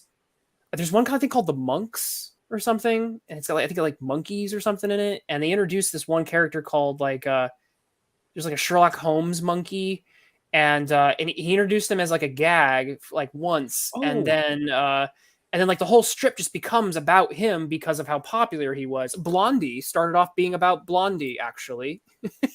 It was a drama strip about Blondie, and then it was this kind of like, oh, you can't marry Dagwood, he comes from a higher class family or something. And then Dagwood took over that strip because Dagwood was a funny character, and his strips became more of the sort of gag a day as opposed to the drama a day. Dagwood takes over the strip, so that's why it's called Blondie, and it's about him. Oh, that's fascinating. Did you know that a lot of it was that it was a melodrama. So it was even in the drama phase, it was like over the top. But Blondie was like just this dirt poor, like just flapper girl. And isn't she like country like girl lost in the big city or something? I'm not sure if she came from the country or if she's just low class. But like I think she was just low class. Yeah. And she spent all of her money. She worked a job and spent all of her money to go to the jazz clubs and all that kind of stuff. And Dagwood was a trust fund kid who falls in love with this commoner. And the greatest thing about the story and one of the reasons I fell back in love with it when I was looking at history, because I always loved them when I was a kid, because they there's this genuine affection between all the characters, and I just thought that was really cool, family dynamic. But to find out that like Dagwood actually walks away from his like inheritance, and he ends up working a crap job, that where he gets disrespected all the time just so that he can afford to have his wife and to maintain all of that. And he walks away from his trust fund because his parents shut him off. It was just like, wow, that's. I think I might have just ruined Mrs. H's childhood. She said, "Don't do this to me. I eat spinach straight from a can because of Popeye." Well, I hate to tell you, but there's a little funky little decimal point problem with that whole affair. You can look it up. It's pretty good on iron. It's just not the weird superfood people thought it was. Yeah. It's not bad, and it's better like fresh. A lot of the fresh baby spinach put on like my hamburger instead of lettuce or anything like that. Yeah. Spinach is still good for you, but like they thought it had, I think, like 1,000 times the iron that it had. Anyway, go read the actual Popeye cartoons, and I swear it will be comics, and I swear it will all be worth it. Don't you math me. Kind of tying back into what Twitless was talking about when do artists peak too soon? Like I'd agree that, like I'd say basic take, yeah, Schultz was a genius, but I do think Schultz by the late 90s he'd kind of done everything he needed to do with Peanuts, right? And then it just keeps going. I feel like EC Cigar, because he discovered Popeye so late, it's like he spent 10 years playing around with these characters and not quite ever having a hit. And so when he got his hit, I think like maybe he died at his peak because it took him so long to find his magic Christmas sauce, right? Yeah. Oh wow. I have to be fair here and note that I'm pretty sure there isn't a person here who wasn't a kid either in the 80s or 90s. It may not be fair for us to look at someone as having peaked at a time when we remember it best. No, that's not what I'm doing. I'm looking at like I'm talking about the fact that when you read across different spanses of history, like you read contemporary Garfield, you read older Garfield, and you read like the first collected edition, you can see these trajectories. It's not just when I read it, it was the best, and afterwards it was terrible. I mean, I'm talking about like reading early. What I found actually is that for a lot of strips that I was very ambivalent towards, and Peanuts, unfortunately, it was a strip that I was very ambivalent toward. It never really hit me as that funny when I was contemporary reading it at the time, like the contemporary strips. But I picked up like early Peanuts, and just seeing like just how much more artwork, how much more energy the characters had, how much more, and even the raw experimentalism of it. And I was like, oh my gosh, now I see why people fell in love with this.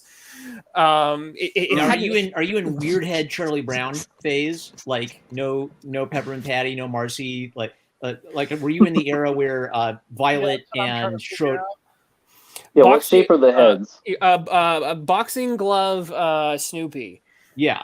So wherever that fall, I don't know my exact chronology there. Boxing glove. On all fours, Snoopy, basically. When he was doing the boxing glove thing on his snout, he was knocking people down. Oh, okay. That's later Peanuts. He was training to box Lucy. Yeah, you haven't actually read early Peanuts. No, I have. Yeah, early Peanuts, like Snoopy isn't on two feet yet. Yeah. The thing is, Schultz simplified and figured out his art style pretty early on.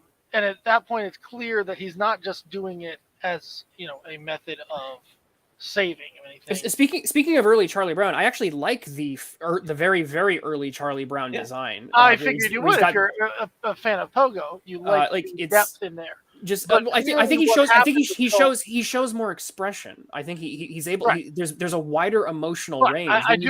When you get to the later Peanuts, the expressions all flatten. It's like I agree. I just want to point out that that's my kind of point. like Garfield for a lot of these. Yeah, they kind of get like the syndicated sheen. I guess they all kind of flatten out. But they flatten out, and part of it is probably, again, if you think about mass appeal, if you're trying to appeal to everyone in America, you're going to have to flatten those round those edges off. It's not just that though. What I'm trying to say is that so many of these comics had either their premiere or their heyday in the 1960s, right smack dab in the middle of things like the Bajas and deconstructionist movements. Simplicity was in. When you look at cartoons, for instance, you get things like Pink Panther and literally everything that Hanna-Barbera ever created. The name of the game was flattening, was turning things into abstract shapes that would represent ideas more than getting into the nitty-gritty. I guarantee you his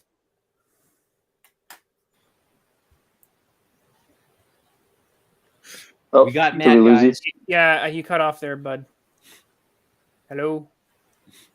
And Marm, were you going to say something? I said we got Matt, guys. We broke him. That's a funny one. Yeah. That is good.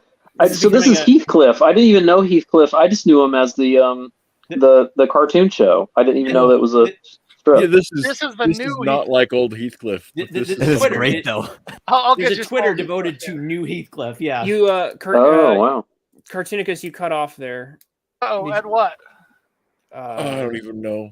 Basically, I was just saying that I've lost. I'm just Matt lost the plot. Basically, at a certain point, I was just saying. You guys just keep on having a good show. I'm just going to sit over here and die. Oh no. Anyway, the point is, at a certain point, art style as a whole became simple. Oh yeah, you mentioned things were and there's definitely there's definitely that's fair. Yeah, that is fair, but it's also something I mourn because we go from Winsor McKay to I'm actually kind of okay with this modern Heathcliff, but we get to a point where the characters are so minimalist, and it starts feeling. I think it actually lends into. Makes it easier to phone in not just the art, but then the jokes as well.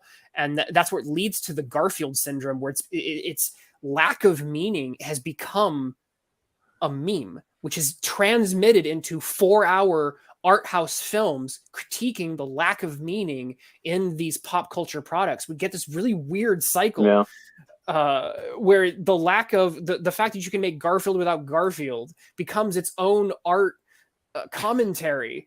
Yeah. Or there's another account that will randomize what the 3 panels are. And more often than not, you feel like it kind of works, which is kind of sad. It would just be like, this is from strip, 113, and this is 478 for the middle panel. Yeah.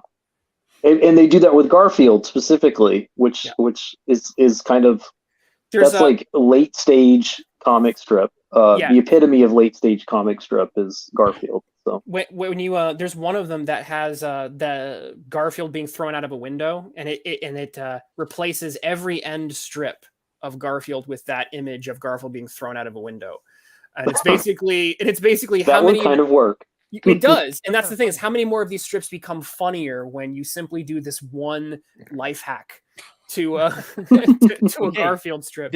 Devil's advocate. One of the interesting points Garfield minus Garfield makes, though, is that when you take Garfield out of it, the comic strip becomes the existential crisis of John Arbuckle. Yeah, like this man's going nuts.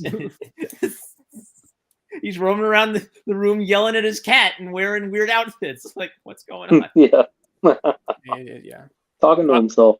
Also, the 4-hour art film I mentioned, Cartoonicus, don't watch it because it ends with a bunch of like very dark and just horrible imagery, and it's meant to be completely disturbing on every level. I'm surprised that it's still on YouTube. Actually, it's all right. 'Cause I still find Modern Garfield funny, so I can. Oh my gosh! Kick him off the panel. Modern Garfield comic in probably 12 years, so I can't even comment. But Lasagna Cat. Even that's Peanuts that's what you're talking was about, always right? Twitless, is Lasagna Cat the name of the existential one? It might. Yes, I think so. That sounds right. It's their final one, and it's like a 4-hour long art film or something. And I've got a picture of the old Heathcliff up here. Sex I have survey a friend results. who turned Garfield into an anthropomorphic cat girl. Yeah, I was referring to Lasagna Cat, and where it ends with like a woman giving like birth to an abortion that is Garfield, and yeah.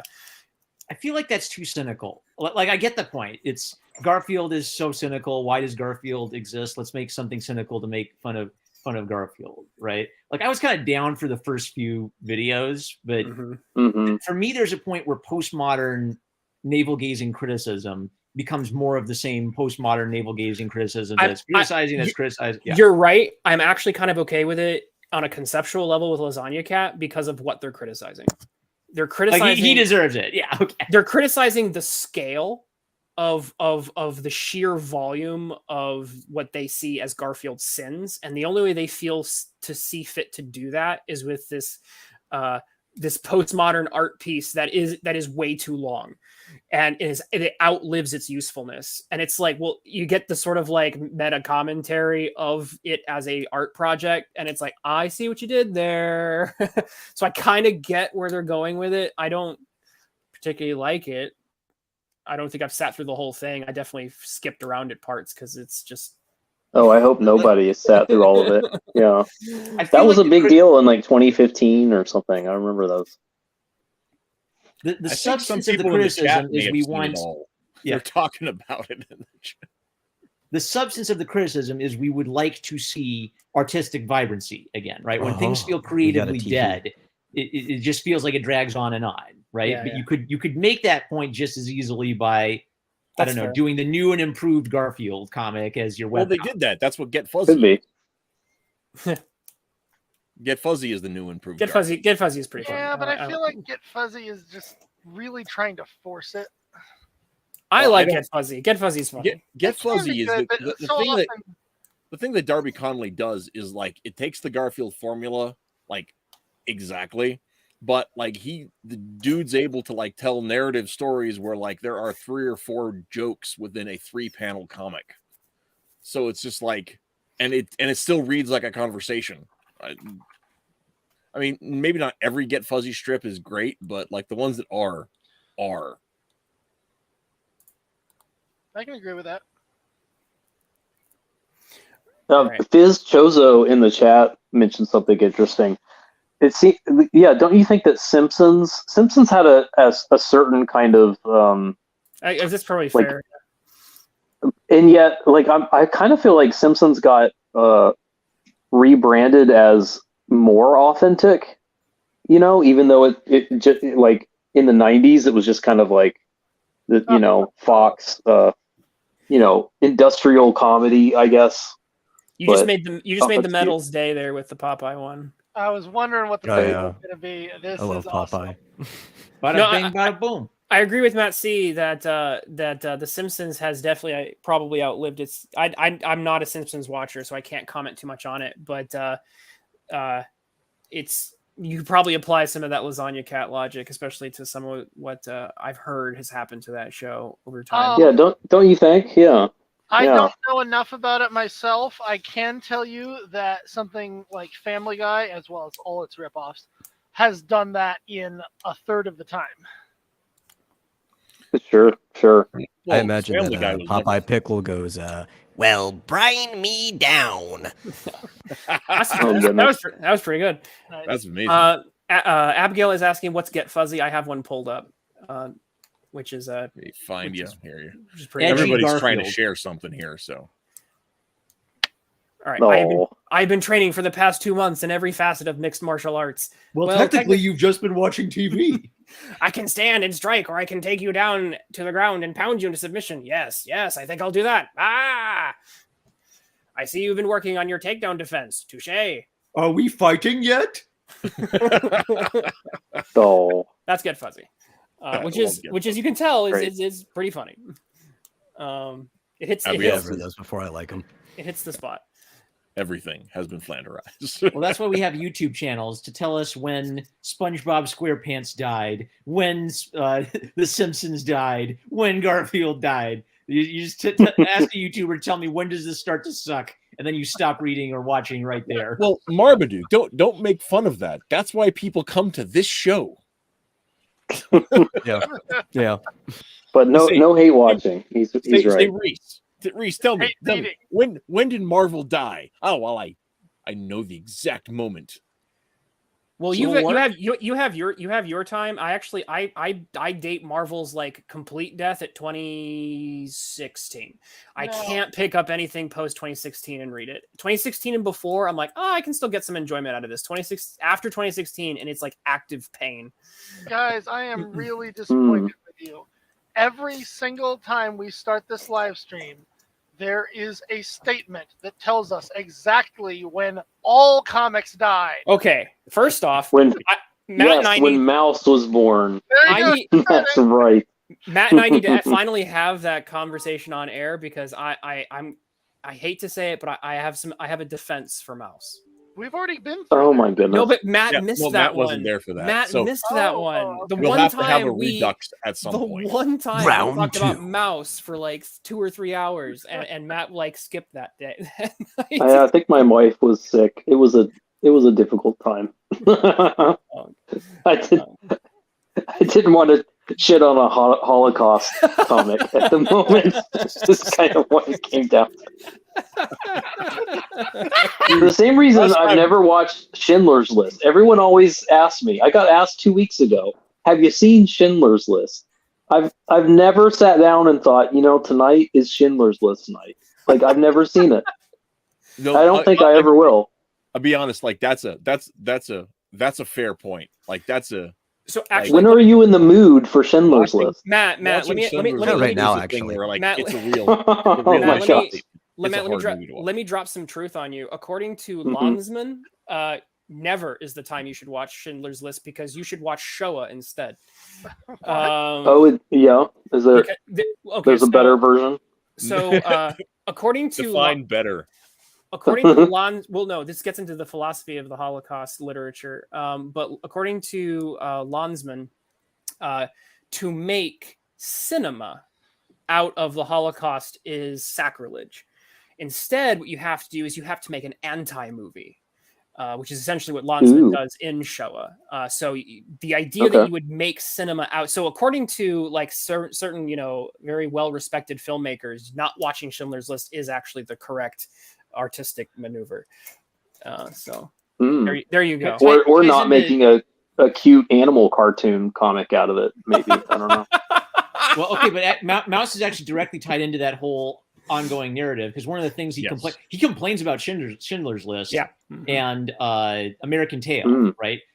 And he kind of like wanted to make an anti that on purpose. But Twitless might comment on this, but I think some of it ties into like anti-monumentalism. Like if you go to Berlin and see the Holocaust Memorial in Berlin, it's basically like a series of empty stones you wander through, because the theory is like, well, if you make a monument out of that, you're disrespecting the subject matter by making a big statue out of it. By corporealizing it or something, you've limited it. This is where I'll defend Spiegelman's Mouse, because what he does in the work is the only way that he feels like he can comment on it is to problematize it, which is why we get the work that we got in the form partially that we got it in. I know some people take him to task for the animal metaphor. That's a separate conversation. I brought up Harvey Picard isn't particularly isn't fond of that. I actually went back and re-listened to that show that we did last year on it the other day. I just got a hair to listen to it, also so I could listen to myself insult Art Spiegelman. And that was a lot funnier than I remembered it being. Nice. Actually hearing me say it, so that was pretty enjoyable. But yeah, that was a really good show. I'm gonna pump it up. That was a great panel, guys. There's been some great Matt Reese Mattriarchy shows. There's been some really good ones. Right. So what I'm trying to say is that I want to have this conversation with Matt, and because I think there are some very interesting criticisms to rehash over it, but I think there are certain things to defend about it. You know what? I'll reread it. Maybe it's a Mouse. Maybe we do another Mouse episode for 2023 or something. I'll reread it and we can go through it. What I want us to do is I want us all to take a look at least part of Meta Mouse, because that's where he goes. I found my copy. I've got it. Okay, right. Because that's where he dives into his thought process for making the whole thing, and it defends certain aspects of the work while also exposing him to critique for others. I think it's a very watch Mighty Mouse. That's fair. Or we'll make it a webcomic called Mouse Without Mouse. No, we can't do that. I mean, okay, so here's part of my issue with that. I know I appreciate the impulse, but the thing is there's already too much Art Spiegelman in Mouse to begin with, right? Like that's one of my big problems with the work, is that it's there's way too much art in it, and not nearly enough Vladek, and that's the thing. Yeah, is that like I want to echo what Matt just said. Like, I mean that's one of my big issues, is that he kind of says, I don't know how to get at the Holocaust. I'm trying to think of how he problematizes it. I feel like what he does is he says, I'm just going to tell my story a generation behind it, and it's going to be about me. Yeah. That's part of the problematization, is like, he's like, I didn't even live through this, but look how it screwed me up. Yeah. I'm impotent and have trouble relationships with women. Like that's the effect of the Holocaust. Save it for MetaMouse. No. I'm sorry. Yeah. No. I want to hear what Twitless has to say. The problematization that I'm describing is the fact that, as opposed to presenting a story, he presents him wrestling with the work, and he also shows how the comic itself breaks down in its form. There are moments where you see him drawing it. You see moments where the elements, the paratextual elements interject themselves into the work, which draws attention to the fact that it is a constructed work and not just a cohesive narrative with a beginning, middle, and end. That's the problematization. Okay. Whereas fully on board. Yeah, you're right. Whereas Schindler's List is a narrative with a beginning, a middle, and an end that Spielberg made in Hollywood. right? So if we look at the fact that when you draw attention to the fact that the work that you're making is a messy piece of thing that you made, that you've kind of chewed up, and it also ties into the medium he chose, because some people have pointed out, well, you could have done it the way you did it in Raw, or whatever. And that, what's the name of that story? Prisoner of the Hell Planet. Prisoner of the Hell Planet. So so the point is the fact that he deliberately... that's a way more like navel gazing piece than the mouse as a whole. But which I can't believe I said that just now. Because that's it's pretty navel gazing. The choices he's making, whether you agree with them or not, they're deliberately made to do and undo what he's doing as he does it. And that's how he feels like he can properly address what he's trying to address. I get it. It is a legitimate approach. Yeah. I'm just gonna come in and bullishly defend Mouse just to make all of you guys feel bad when we do it. Okay, you need to go. I'll make myself read Mouse again so we can comment on that. Well, or Meta Mouse. We're gonna do Meta Mouse. Do Meta Mouse this time. Yeah. Maybe this time I'll actually read it. Yeah. Anyway. All right, so getting back to how newspaper comics ruin comics, ruin newspaper comics. So anyway, we went kind of far afield. Yeah, that went somewhere. Yeah. That's okay. I guess that's what the newspaper comic strip is a beautiful art. That's what I'm here for. Yeah. No, but God, I can't even find a thread back. I'm trying to weave my way back through it in my mind, and I'm just like, where did we go off on all of this? I think we're well over 2 hours. Garfield, I think we're about. Yeah, we are. Garfield, I think, was where we kind of jumped the train on that. Twiddler was getting ready to wrap up when I went on the Popeye rant. I know. Yeah, I can feel it. Popeye. I mean, you can't talk about newspaper strips and not talk about Popeye though. So there's a lot of comics that we did not get to today that you can't talk about without you can't talk talking about about. You can't talk about. We didn't talk about the Phantom.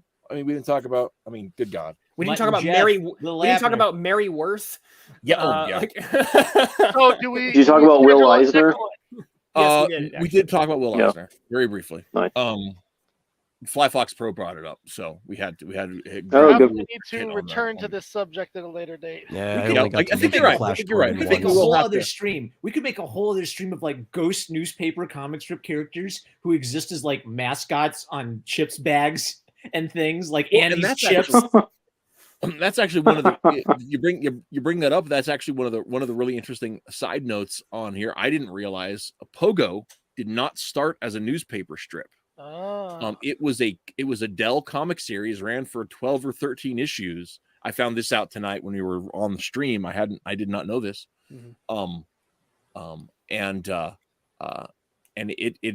He was unhappy with something about the process, and he pitched it to the Syndicate and got picked up. So oh wow. So yeah. So Pogo is both a comic book and a news strip and then a comic book. Because it's been collected. Yeah, that'd be an interesting stream to talk about, like, because Twitless has been bringing up lately, like how the medium. He's been Neil Postmanizing several conversations and talking about how the medium influences the message, and it makes me wonder about some of these like a lot of these properties have gone into comic strips and then out again, and there's differences every time, and it just makes me wonder about like what. Is there something that typically gets lost when these IPs transition to other media? Is there something that they gain when they show up as a comic strip character in particular? I think that's kind of it's a whole. We actually kind of touched on that's a different way. At Garfield and Garfield gained Bill Murray. Yeah, that's true. Oh, yeah, but only because they lost Lorenzo Music. But I think I think there is something to be said to be looking at the adaptation, which is really funny because Lorenzo also voiced Venkman. I'm sorry. Mm-hmm. That's really funny because Lorenzo also voiced Venkman in a cartoon, so it kind of came full circle. On I just remember. You're right. I just remember the line in Zombieland where they ask him, Bill Murray, who's playing Bill Murray in that movie, and they say, "Do you have any regrets?" And he goes, "Oh, I don't know, Garfield maybe," and he dies. I'll never know if he was being serious about that or not. I like Beetle Bailey. The second one was a little odd, but Yeah, I think we should have a panel. It's like one of my favorite ones, except it should be my favorite comic that has gone through a medium change, and you actually thought it was better after the change. Ooh, I like that. Yeah, that's fun. oh, that's gonna be so hard to pick. Okay, one last parting note, and then we'll wrap it up for the reels. Has anyone read the story where Superman fought Captain Strong? Yes, I have several Captain Strong Superman comics, and those are awesome. For those of you who don't know, Captain Strong was DC's way of having Popeye in the DC universe without paying for it. I was not aware of that. That's funny. Okay. He's an awesome character. But can he beat Dagwood? Oh, can he beat Dagwood? No, but he'd probably they'd be fun. So, I can't think of what I was going to say. That's it. That's the show. We're calling it. And Mrs. H is laying down a pretty heavy guilt trip, which is fair. And because I owe her some work, and we'll call it on there, guys. We have talked about several of our comics. Go read Super Schooled. And Cartoonicus and Twitless, if you can. I need to chat at you after the show. Sure. Okay. Because we have to decide on next week's show for sure. Gotcha. But because you don't have the topic for sure, but there is going to be a show. We gotta nail it down what we're gonna do. Yeah, I'll stick around for that too. Awesome. Good. We've talked about Jane Smith. Go out and read it. The link somewhere in the chat. Let me see if I can yeah. thing. And there's this comic called Kairai you could probably take a look at. No, don't. Yeah. No, please. Go read Jane Smith. Of all the ways you chose from the poll to pronunciate it. Yeah, there you go. That's the Kairai. That's hilarious. But yeah, CurieComic.com. We'll buy it. And I think that's everyone's Extanimus Chaos is there. Oh yeah, you should, specifically check out the YouTube because I finished the dub for chapter 1, so you can watch it all in one video if you want. And then I started a dub for the first short of On Tour with Mitch and Sandy, with some people voicing the girls. So that's gonna be fun. And if you guys your pockets are a little heavy, consider supporting the channel, supporting the comics that we make at patreon.com. Matt, are you making farting? Matt C, are you making farting noises as we're trying to wrap up? Was that me? Oh, I'm sorry. Who is doing that? That's his mic. Oh my gosh! It actually sounded like you had a fart machine. Oh, sorry. Yeah. That's it. That's the one. That's what we're going to close it on right there. Yep. That'll do it. You're welcome. And until next time, keep reading comics. Bye.